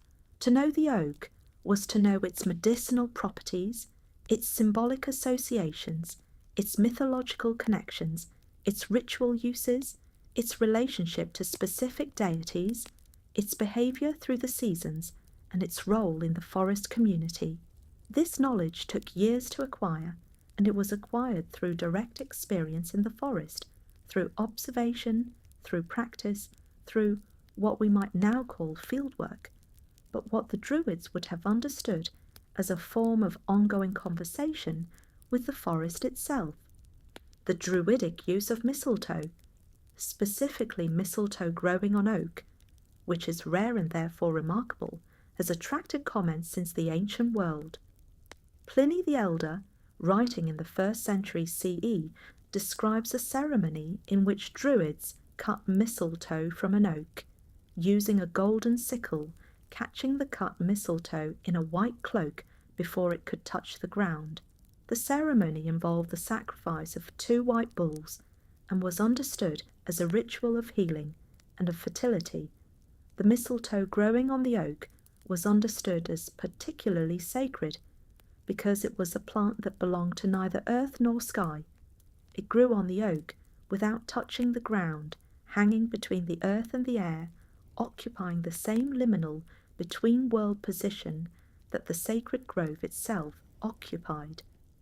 The Druidic calendar was a forest calendar, organized around the movements of celestial bodies as read from specific points in the landscape and around the seasonal changes of the forest itself. The Coligny calendar, a bronze tablet found in France and dating from the late 1st century CE, is the most complete surviving piece of evidence for the Celtic calendrical system.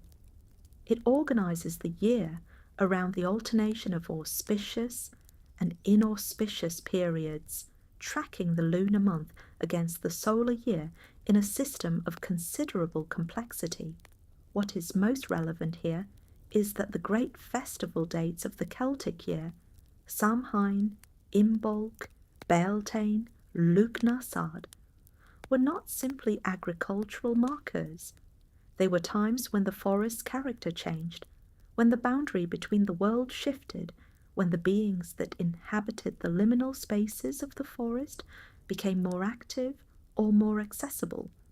The Druids' role at these times was to manage the community's relationship with the forest's powers, to perform the rituals that maintain the correct relationship between the human community and the non-human one, that acknowledge the presences in the sacred grove and the sacred spring and the sacred tree, that kept the communication open between the two worlds.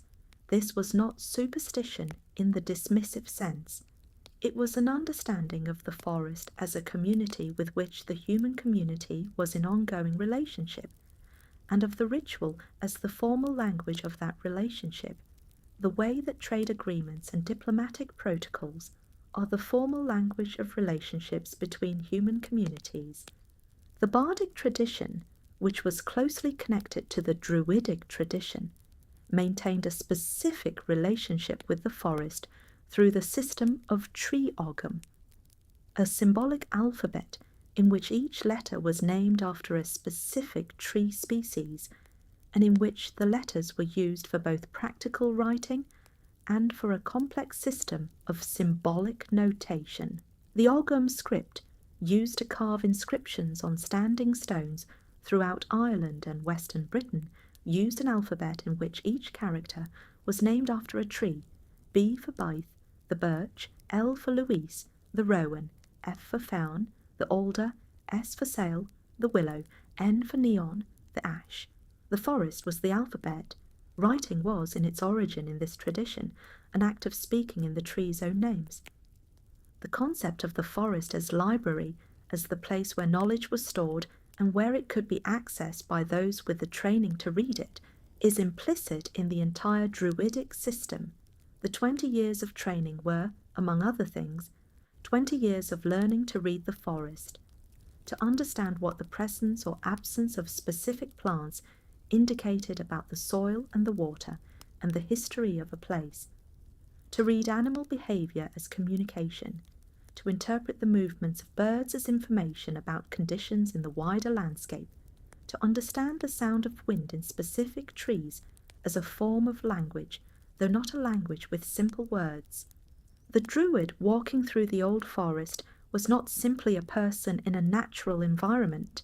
They were a reader in a library, working through a text of enormous complexity and extraordinary depth, using a literacy acquired over decades of dedicated study.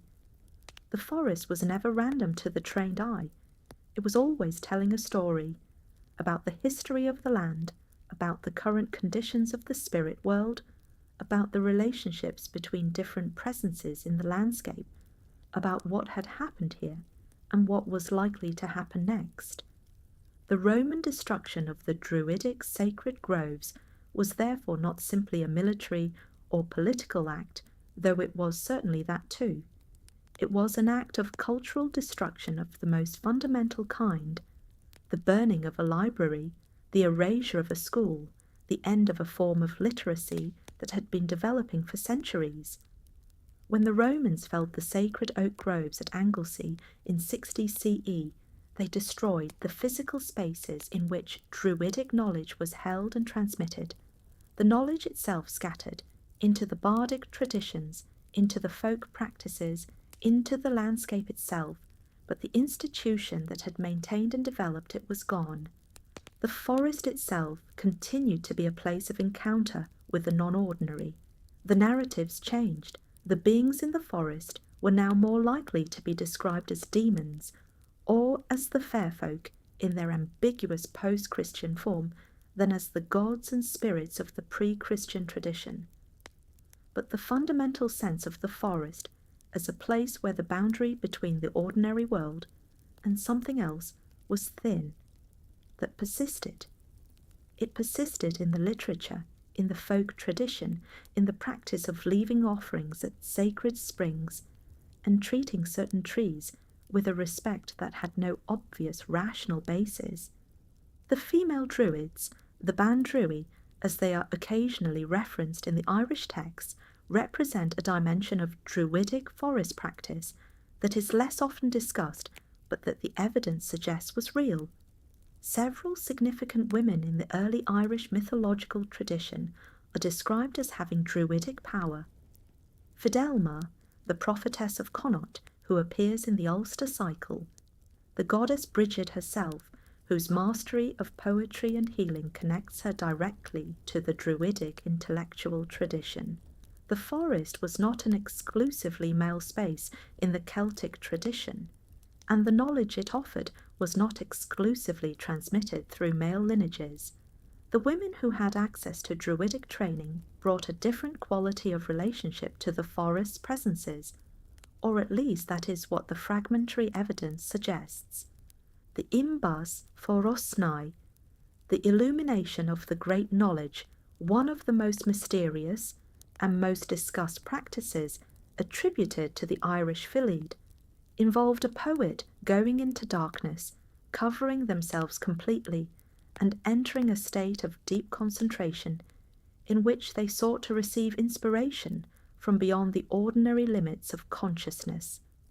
Some descriptions of the practice suggest it was conducted in a forest setting, in a specifically prepared dark space, a form of sensory deprivation that lowered the ordinary perceptual barriers and allowed the poet to receive what the forest presences were offering. Whether or not this is an accurate description of the practice, the association of the practice with the forest context is revealing. The forest darkness, the removal of ordinary sensory input, the opening of the self to what was present beyond ordinary perception, these were understood as conditions for a specific kind of knowing that required the forest as its location.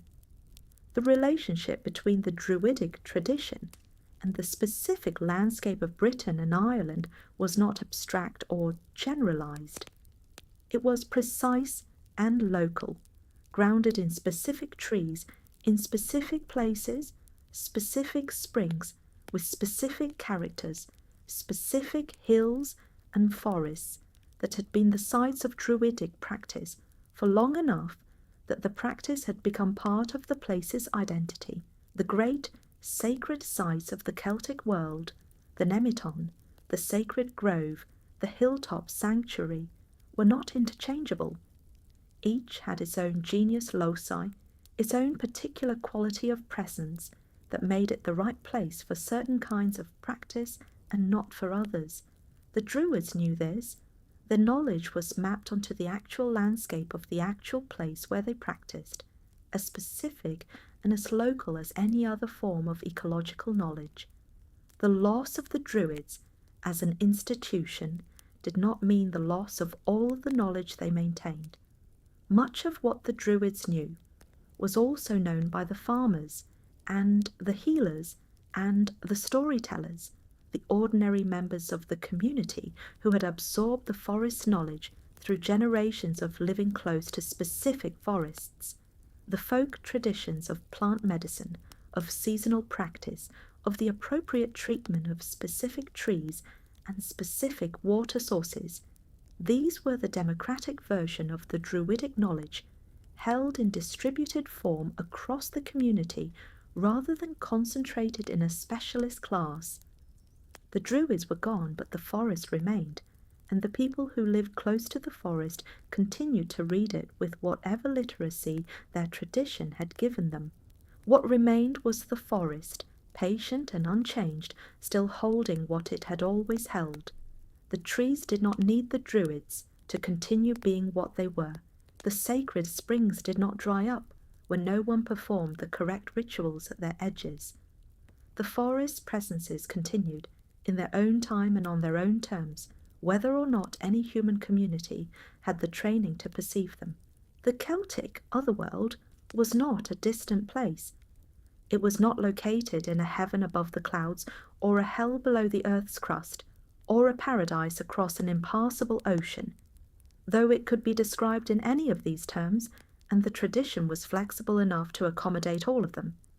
More fundamentally, it was located here, in the landscape that the living move through every day, but at a slight angle to the ordinary world, accessible through specific points in the terrain, hillsides and ancient mounds and the edges of bogs and specific clearings in the forest, where the membrane between the ordinary world and the other world was thin enough to cross. The Sidhe, the Irish word usually translated as fairy mound or hollow hill, were the primary points of otherworldly access in the Irish landscape. They were real landscape features. The ancient burial mounds and passage tombs that dot the Irish countryside, built by the Neolithic and Bronze Age peoples who preceded the Celts, but that the Celts inherited along with the land. the great mounds of the Boyne Valley, Newgrange, Knowth, Dowth, were understood in the Irish mythological tradition not as the tombs of ancient builders, but as the homes of the Tuatha De Danann, the divine race who had inhabited Ireland before the Celts, and who, upon defeat, had retreated into the hills rather than leaving the land entirely.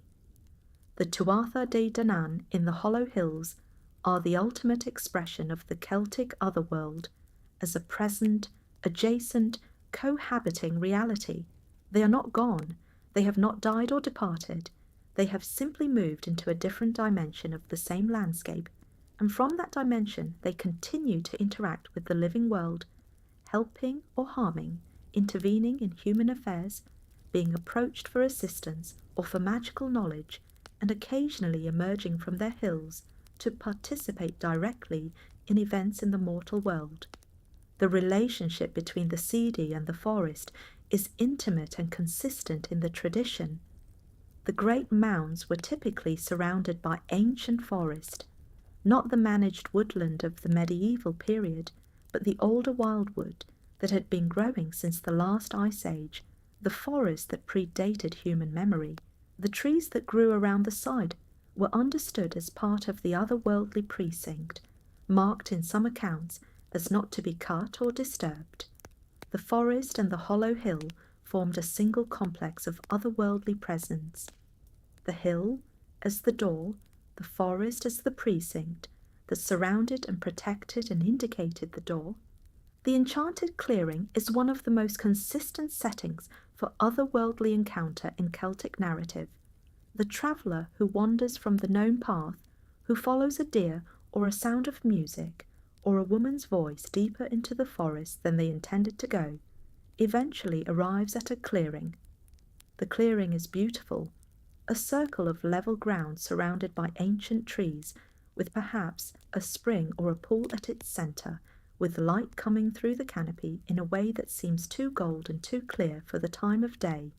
There may be a fire, there may be people, if people is the right word, beautiful, elaborately dressed, engaged in feasting or music, or some activity that seems to have been going on for a very long time, and that the new arrival can join without friction or question. This enchanted clearing is both a real feature of old-growth forest. Clearings do appear in ancient woodland, maintained by the fall of old trees, or by the particular moisture patterns of the soil, and they do have a quality of light and stillness that is distinct from the forest around them, and a mythological location. In the Celtic tradition, the clearing is where the worlds meet, a natural theatre in the forest, where the ordinary world and the other world can occupy the same physical space simultaneously. The beings who occupy such a clearing may be both real and otherworldly, present in the material forest and present in the other world, in the same way that water is simultaneously wet and reflective, both properties being equally real and neither reducing to the other. The time dynamics of otherworldly clearings in Celtic narrative follow the same logic as the fairy feast time distortions we explored in an earlier script. Time in the clearing moves at a different rate from time in the forest around it. An evening spent in the enchanted clearing corresponds to years in the ordinary world. The mortal who lingers too long, who eats the food, who joins the dance, who allows the music to carry them past the point where they are keeping track of the time, returns to the forest to find that the world they left has moved on without them. The clearing is the other world's hospitality made available in the ordinary landscape, and its hospitality has the same terms as the fairy feast. The Celtic forest's otherworldly dimension was not experienced as separate from the forest's ordinary dimension. The ancient trees were sacred and also simply trees. The spring was inhabited by a goddess and also simply a spring. The clearing was an otherworldly threshold and also simply a clearing in the forest. The Celtic worldview did not require the supernatural to be separate from the natural in order for it to be real. The supernatural was a dimension of the natural, a quality of depth, of significance, of presence that the natural world possessed in certain places and at certain times, and that could be perceived by those with the training and the attention to perceive it.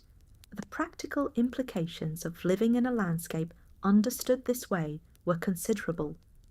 Every journey through the forest was potentially a journey that might brush against the other world. Every clearing might be an enchanted clearing. Every sound of music from deep in the trees might be the music of the seed. The appropriate response was not fear, or not only fear, but attention.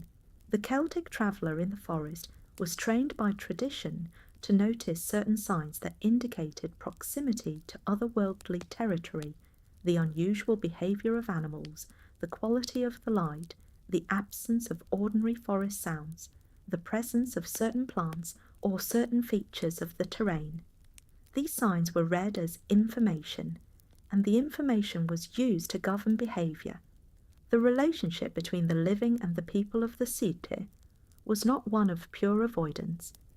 It was a relationship of managed proximity, of knowing where the other world was in the landscape, and of conducting one's life in awareness of that proximity without being paralysed by it. The cedar people could be approached for help. They could be appeased when offended.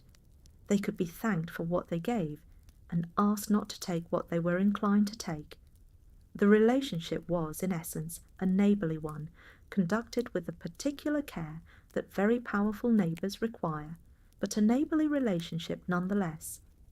The Arthurian forest, specifically the forest through which the Knights of the Round Table ride in their quests, is recognisably the Celtic otherworldly forest, preserved in a medieval literary framework. The forest of Brocéliande in the Breton tradition, the enchanted wood at the edge of the known world, where Merlin conducts his long withdrawal from human affairs, the forest through which knights ride until they find themselves in circumstances that no longer obey the ordinary rules of the world. These are all versions of the same space. The Celtic otherworld forest entered the Arthurian tradition through the Welsh material that fed the earliest Arthurian stories, and from there it persisted through every subsequent retelling, always maintaining its essential character as the place where the rules are different and where the self is tested against something larger than the social world. The Lady of the Lake, the otherworldly woman who gives Arthur his sword, and who eventually receives him at his death, inhabits the threshold between the forest and the water, the space where tree and lake meet. She is an otherworldly being, not quite of the mortal world, whose power derives from her position at the boundary. Morgan Le Fay, whose island of Avalon is a variant of the Apple Island of the Irish otherworld, is the forest's most direct representative in the Arthurian tradition, a woman of power, a healer, a figure whose relationship to the ordinary world and to the other world is complex and shifting, never quite captured by the Christian moral framework that later retellings imposed on her. The Tuatha de Danaan's retreat into the hollow hills also preserved something of the forest's pre-Christian character. The hills into which they retreated were forest hills, surrounded by the ancient woodland that marked the boundary of settled land. The banshee, whose cry warned of imminent death in Irish tradition, was a figure of the forest margin. She wailed at the edges of settlements, from the trees, from the boundaries between the human world and the wild one. She was a being of the threshold, and the threshold was always the edge of the forest. Her cry was the forest's voice, the sound of the boundary, speaking in the language of grief. The medieval Irish practice of dinseanchas, the law of places, the stories associated with specific landscape features preserved a great deal of the older forest mythology in a form that could survive the Christian period. Every hill and river and forest and spring in Ireland had its dinseanchas, its story, its mythological associations, its connections to the gods and heroes of the tradition. These stories were maintained by the Fylid as part of their professional knowledge, and they encoded in narrative form the older understanding of specific places as inhabited by specific presences. The forest of a particular territory had its particular stories, its particular beings, its particular character that the Din Seanches preserved even when the theological framework that originally supported it had been transformed. The experience of the enchanted clearing, that moment when the traveller steps out of the dense forest into an unexpected open space, and the quality of light and sound and air changes all at once, is one of the most consistent and most precisely described experiences in Celtic narrative literature. It is described with a specific phenomenology: the sudden openness after confinement, the quality of the light as golden or as uncommonly clear, the silence that is not empty but full, the sense that time has slowed or stopped. These descriptions correspond closely to what people actually experience when they step into a forest clearing, the real perceptual shift that occurs when the canopy opens and the full sky becomes visible after the filtered half-light of the wood.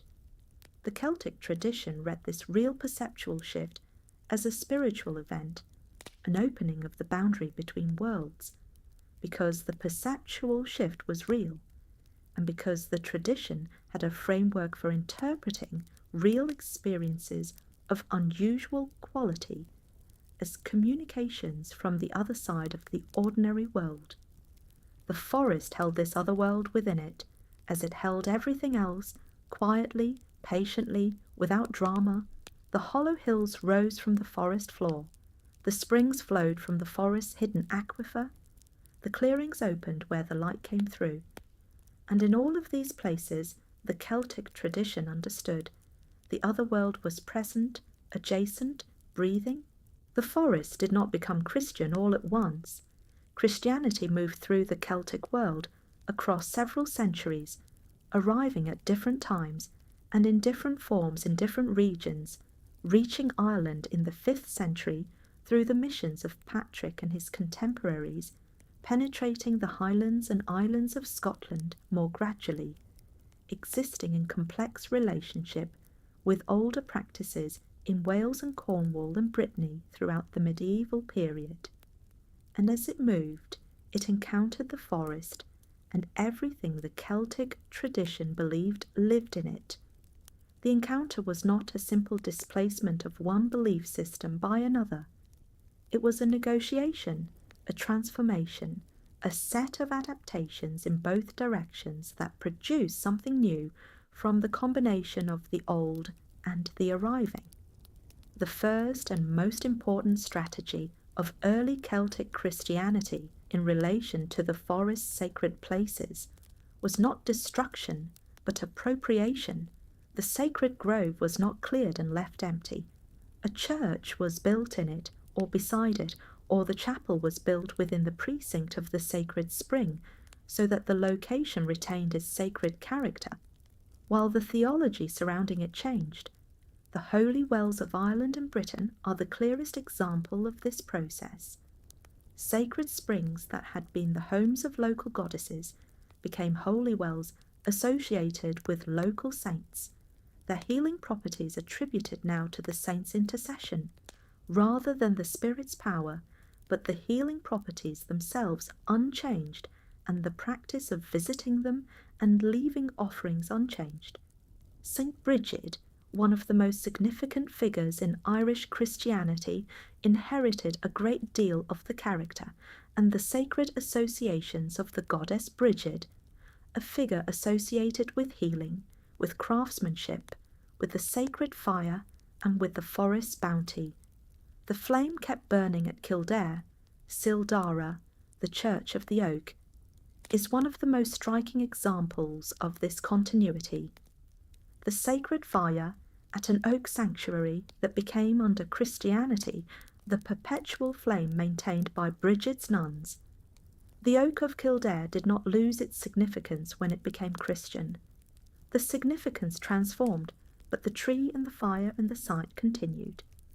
The Druids' successors in the Christian period were the Filiid, the learned poets of early medieval Ireland, who maintained the bardic tradition and who preserved in their elaborate metrical compositions much of the older mythological material that would otherwise have been lost. The Filiid were not Druids, and they operated within a Christian framework, but they maintained a deep relationship with the forest through the Tree Ogham alphabet and through the tradition of poetic retreat into the wild. The practice of composing poetry in complete darkness and silence, often in a specifically woodland setting, that produced the elaborate and technically demanding verse of the Irish bardic tradition. The forest hermits of the early Celtic Christian period are among the most striking figures in the accommodation between Christianity and the older forest tradition. Men like Columbanus and Cuthbert, who withdrew into the wilderness for periods of prayer and contemplation, lived in the forest in a relationship with the wild world that recalled the Druidic relationship in significant ways. Cuthbert's interactions with the sea otters and the birds of Lindisfarne, described in his hagiography with a matter-of-fact ease that suggests the relationship was understood as natural rather than miraculous, reflect a tradition of communication between the holy person and the forest's animals that is recognizably continuous with the older Celtic understanding of the forest as a place where the human and the non-human could meet in their common relationship to the divine. The forest beings who did not become saints or holy sites underwent a different transformation. The river goddesses became dangerous water spirits, not divine presences, with the authority and the benevolence that the older tradition had attributed to them, but ambiguous figures whose power was now understood as potentially malevolent, to be approached with caution rather than reverence. The wild hunt, which in the pre-Christian tradition had been a manifestation of the other world's power with its own internal rules and its own relationship to the community, was reimagined in Christian terms as a punishment, the souls of the damned condemned to ride forever, or the company of the devil, or the gathering of those who had sinned in specific ways. The forest animals that carried mythological significance underwent a complex transformation. The white stag, which in the Celtic tradition was an otherworldly guide, became in Christian iconography a symbol of the soul's pursuit of the divine. Christ appearing to St. Eustace and to St. Hubert in the form of a stag with a cross between his antlers, the animal's otherworldly character now redirected toward Christian mystical purpose. The salmon retained its association with wisdom in the Irish tradition, surfacing in Arthurian legend as the oldest animals sought by the heroes on their quest, their extreme age marking them as witnesses to the world's beginning. The boar remained the forest's most powerful animal, but its connections to the underworld were now more likely to be characterized as connections to evil, rather than to the neutral deep world of the older tradition. The beings of the Sidhe became, in the Christian period, increasingly ambiguous.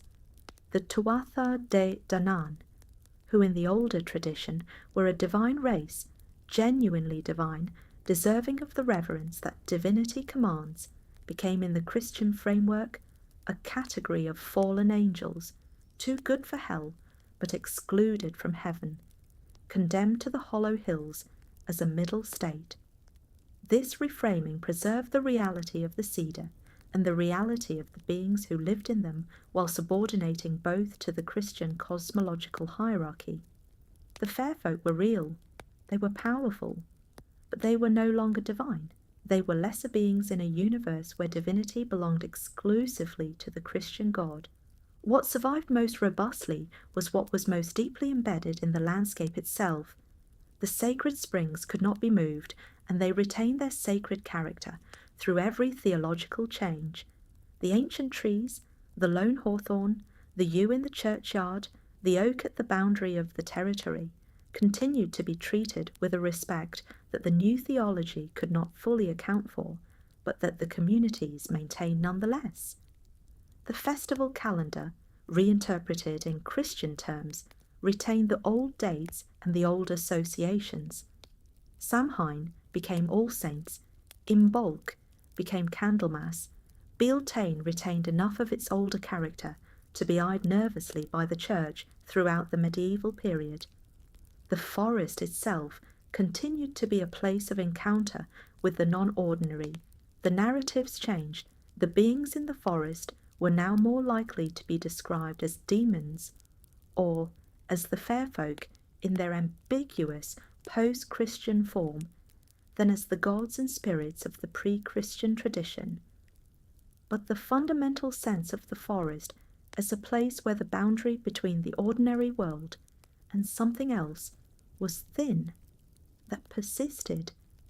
It persisted in the literature, in the folk tradition, in the practice of leaving offerings at sacred springs and treating certain trees with a respect that had no obvious rational basis. The forest absorbed the change as it absorbs everything, and continued. The early medieval Christian penitentials, the handbooks used by priests to assign appropriate penances for various sins, are revealing documents in this context, because they record, in their lists of prohibited practices, the things that people were actually doing. The penitentials of Ireland and Britain from the 6th, 7th and 8th centuries include specific prohibitions against worshipping at trees, at springs, at standing stones, and at specific landscape features. Evidence that these practices were widespread enough to require formal prohibition. The prohibitions also tell us what the practices look like. People were making offerings at trees, leaving food and drink at springs, performing rituals at specific outdoor locations, seeking divination through the flight of birds and the behaviour of animals. This is the Celtic forest religion, continuing into the Christian period, visible through the prohibitions directed against it. The woodland saints of the early Celtic Christian period created a new category of sacred forest being, the hermit saint, the holy person who withdrew into the wilderness and whose presence transformed a specific forest location into a sacred site. St. Kevin of Glendalough, whose monastery was established in one of the most dramatic wooded valley settings in Ireland, is associated with stories of intimate relationship with the wild creatures of the forest, birds nesting in his hand during prayer, wild animals approaching him without fear. The hagiographical tradition around figures like Kevin is drawing directly on the older tradition of the person who was at home in the forest in a way that ordinary people were not, who had a special relationship with the forest animals, who occupied the same position relative to the forest community that Cernunnos occupied in the older tradition.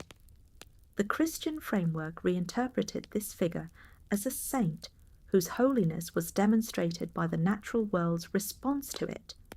The underlying perception that certain people had a quality of relationship with the forest that others lacked was continuous. The forest itself continued to be a place of encounter with the non-ordinary. The narratives changed. The beings in the forest were now more likely to be described as demons, or as the fair folk in their ambiguous post-Christian form, than as the gods and spirits of the pre-Christian tradition.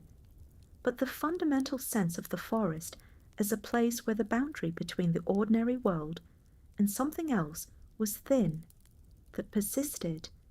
It persisted in the literature, in the folk tradition, in the practice of leaving offerings at sacred springs, and treating certain trees with a respect that had no obvious rational basis. The medieval Welsh literary tradition, the Mabinogion and the associated texts, preserved the Celtic forest mythology in a form that was both genuinely old and freshly narrated for its medieval audience. The forests in the Mabinogion are clearly mythological forests. They open onto the other world with a frequency and an ease that the realistic geography of Wales cannot account for. Pryderi's mysterious disappearance in the fortress that appears in the forest, Gwyl's encounter with Arawn at the hunt, the enchanted quality of the forest through which Culhwch and Olwyn's helpers travel. These are all the Celtic otherworldly forest, preserved in Welsh by storytellers who had not forgotten what forests were for. The Christian scribes who wrote the stories down seem to have understood them as entertainment and as cultural heritage rather than as live theological threat, and so preserved them with greater fidelity than one might have expected. The calendar of the forest as the Celtic tradition maintained it, the great quarter days, the transitions of the solar year, the specific nights when the forest's character changed, left its mark on the agricultural calendar of the post-Celtic period in ways that persist to the present day. Halloween retains the character of Samhain, the night when the dead are close, when the boundary is thin, when something can come through from the other side. May Day retains something of Beltane, the fire, the dancing, the specific association with the transition from the cold season to the warm one, the sense of the world turning a corner. These are the forest calendar's great moments, maintained in cultural practice long after the theology that originally shaped them has been replaced. The forest absorbed the change as it absorbs everything, and continued. We have walked a long way through the old forest tonight. We have looked at the forest as the Celts understood it, not as background or setting, but as a world in its own right, governed by its own order, inhabited by its own community of presences. We have met the tree spirits and the bile and the sacred groves where the membrane between worlds was thin. We have followed the river goddesses and the water spirits and the dangerous creatures at the forest's edge. We have ridden, at a cautious distance, with the wild hunt through the winter trees. We have sat with the mythological animals, the boar and the stag, and the hare and the salmon, and understood them as characters in a narrative that the forest itself was continuously telling. We have encountered Cernunnos at the forest's heart, sitting cross-legged among his animals, with his antlers branching into the canopy. We have walked with the Druids through the sacred oak groves that were their school and their cathedral. We have crossed into the other world through the hollow hills and the enchanted clearings. We have watched the arrival of Christianity transform the forest's spiritual landscape without displacing it. And now we ask the question that all these explorations lead toward: what remains, more than might be expected? The traces of Celtic forest belief are not archaeological only, not simply a matter of ancient inscriptions and buried metalwork, and the careful reconstructions of scholars. They are present in the living landscape, in the languages, in the folk practices, in the stories that people still tell about specific trees and specific springs in specific places. The holy wells of Ireland, Scotland, Wales, Cornwall, and Brittany are perhaps the most vivid living remnants. They are still visited. Offerings are still left. Small pieces of cloth, coins, personal objects placed in the water or on the overhanging branches of the trees that shade the spring. The visits are understood now in various ways by the people who make them, as Christian devotion, as folk custom, as a connection to ancestors, as simply the right thing to do at this particular spring in this particular place. The theological framework has changed many times since the spring was first understood as sacred. The spring has not changed. The practice of visiting it and leaving something has not changed. The sense that this water has a quality that other water does not, that something is present here that is not present everywhere, persists. The lone hawthorn in the Irish and Scottish landscape remains treated with particular respect. Contemporary accounts of road construction and development projects in Ireland still sometimes record the routing of roads around lone thorns, the reluctance of workers to disturb trees identified as fairy trees, the sense that the consequences of cutting a lone hawthorn are real and serious enough that the convenience of the road is insufficient reason to risk them. This is not simple superstition. It is the living continuation of a relationship with a specific category of tree that has been maintained for at least 2,000 years, transmitted through family and community, rather than through any official institution, surviving every change of official theology and official attitude toward the folk tradition. The ancient yew trees of the British Isles are among the most remarkable repositories of Celtic forest belief, simply by being what they are.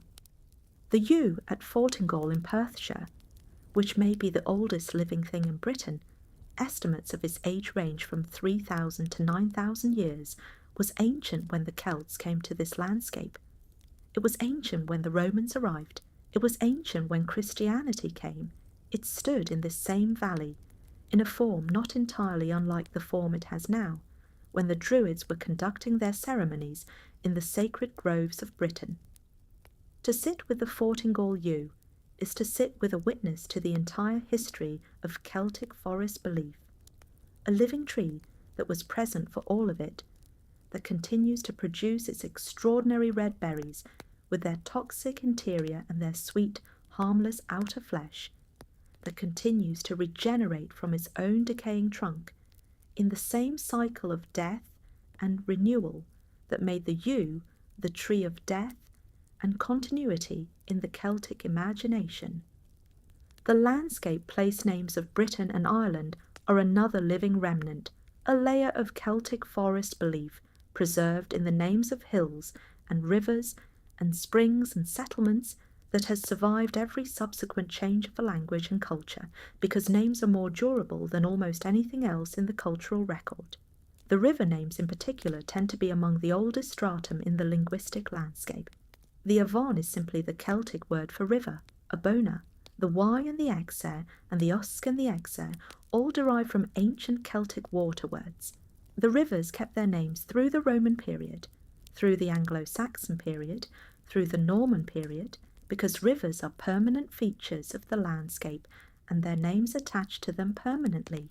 Each time you say the name of an ancient river, you're using a word that people used 2,000 years ago for the same body of water, a word that carried its own spiritual associations in the language that first named it.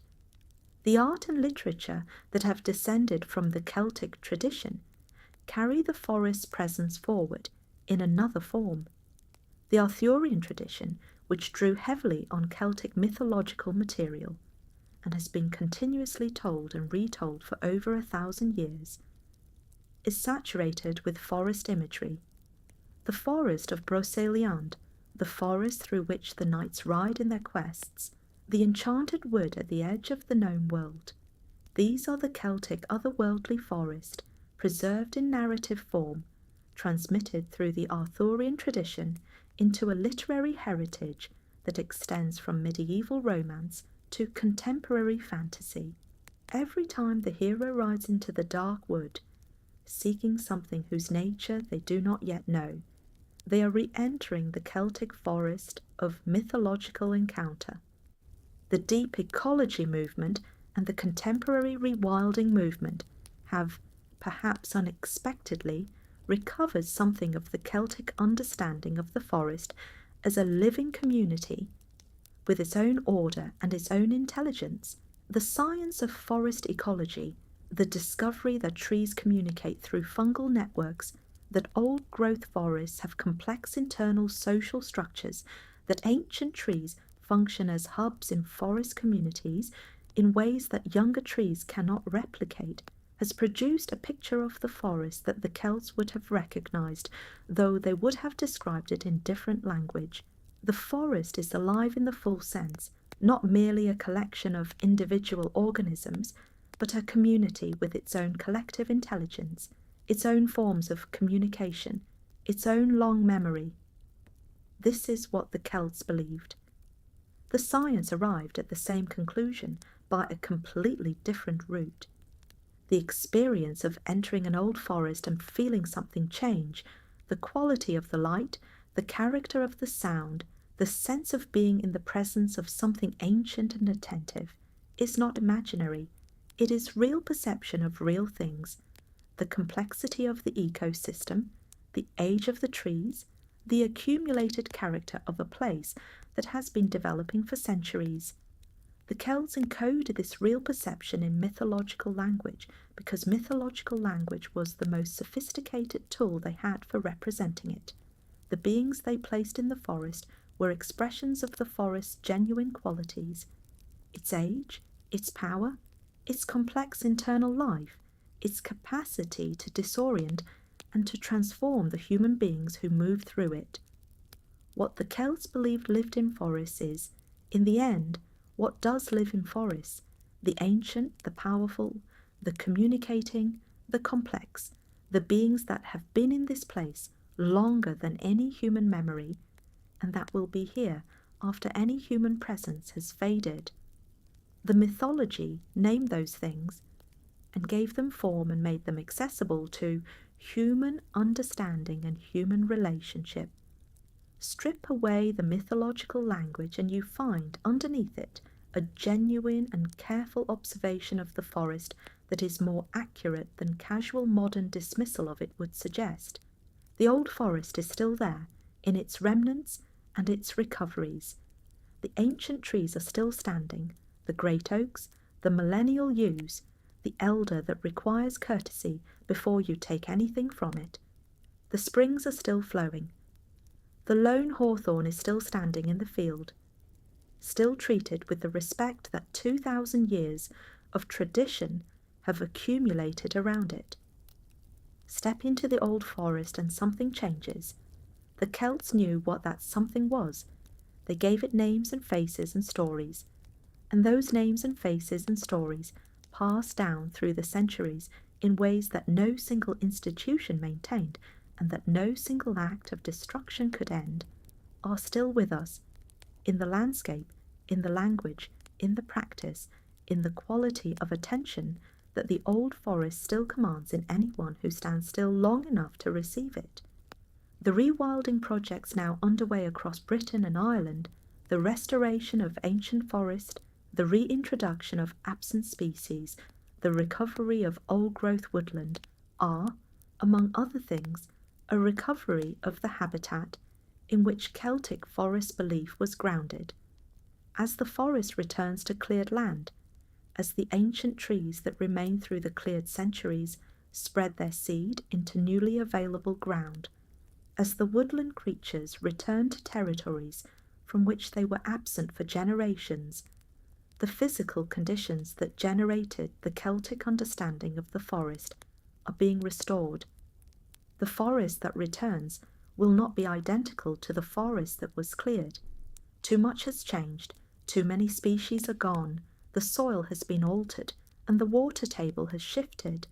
But it will be forest, with the fundamental qualities that forest has always had: age, complexity, depth, the slow accumulation of life that eventually produces the character of a place that feels inhabited by something more than its visible components.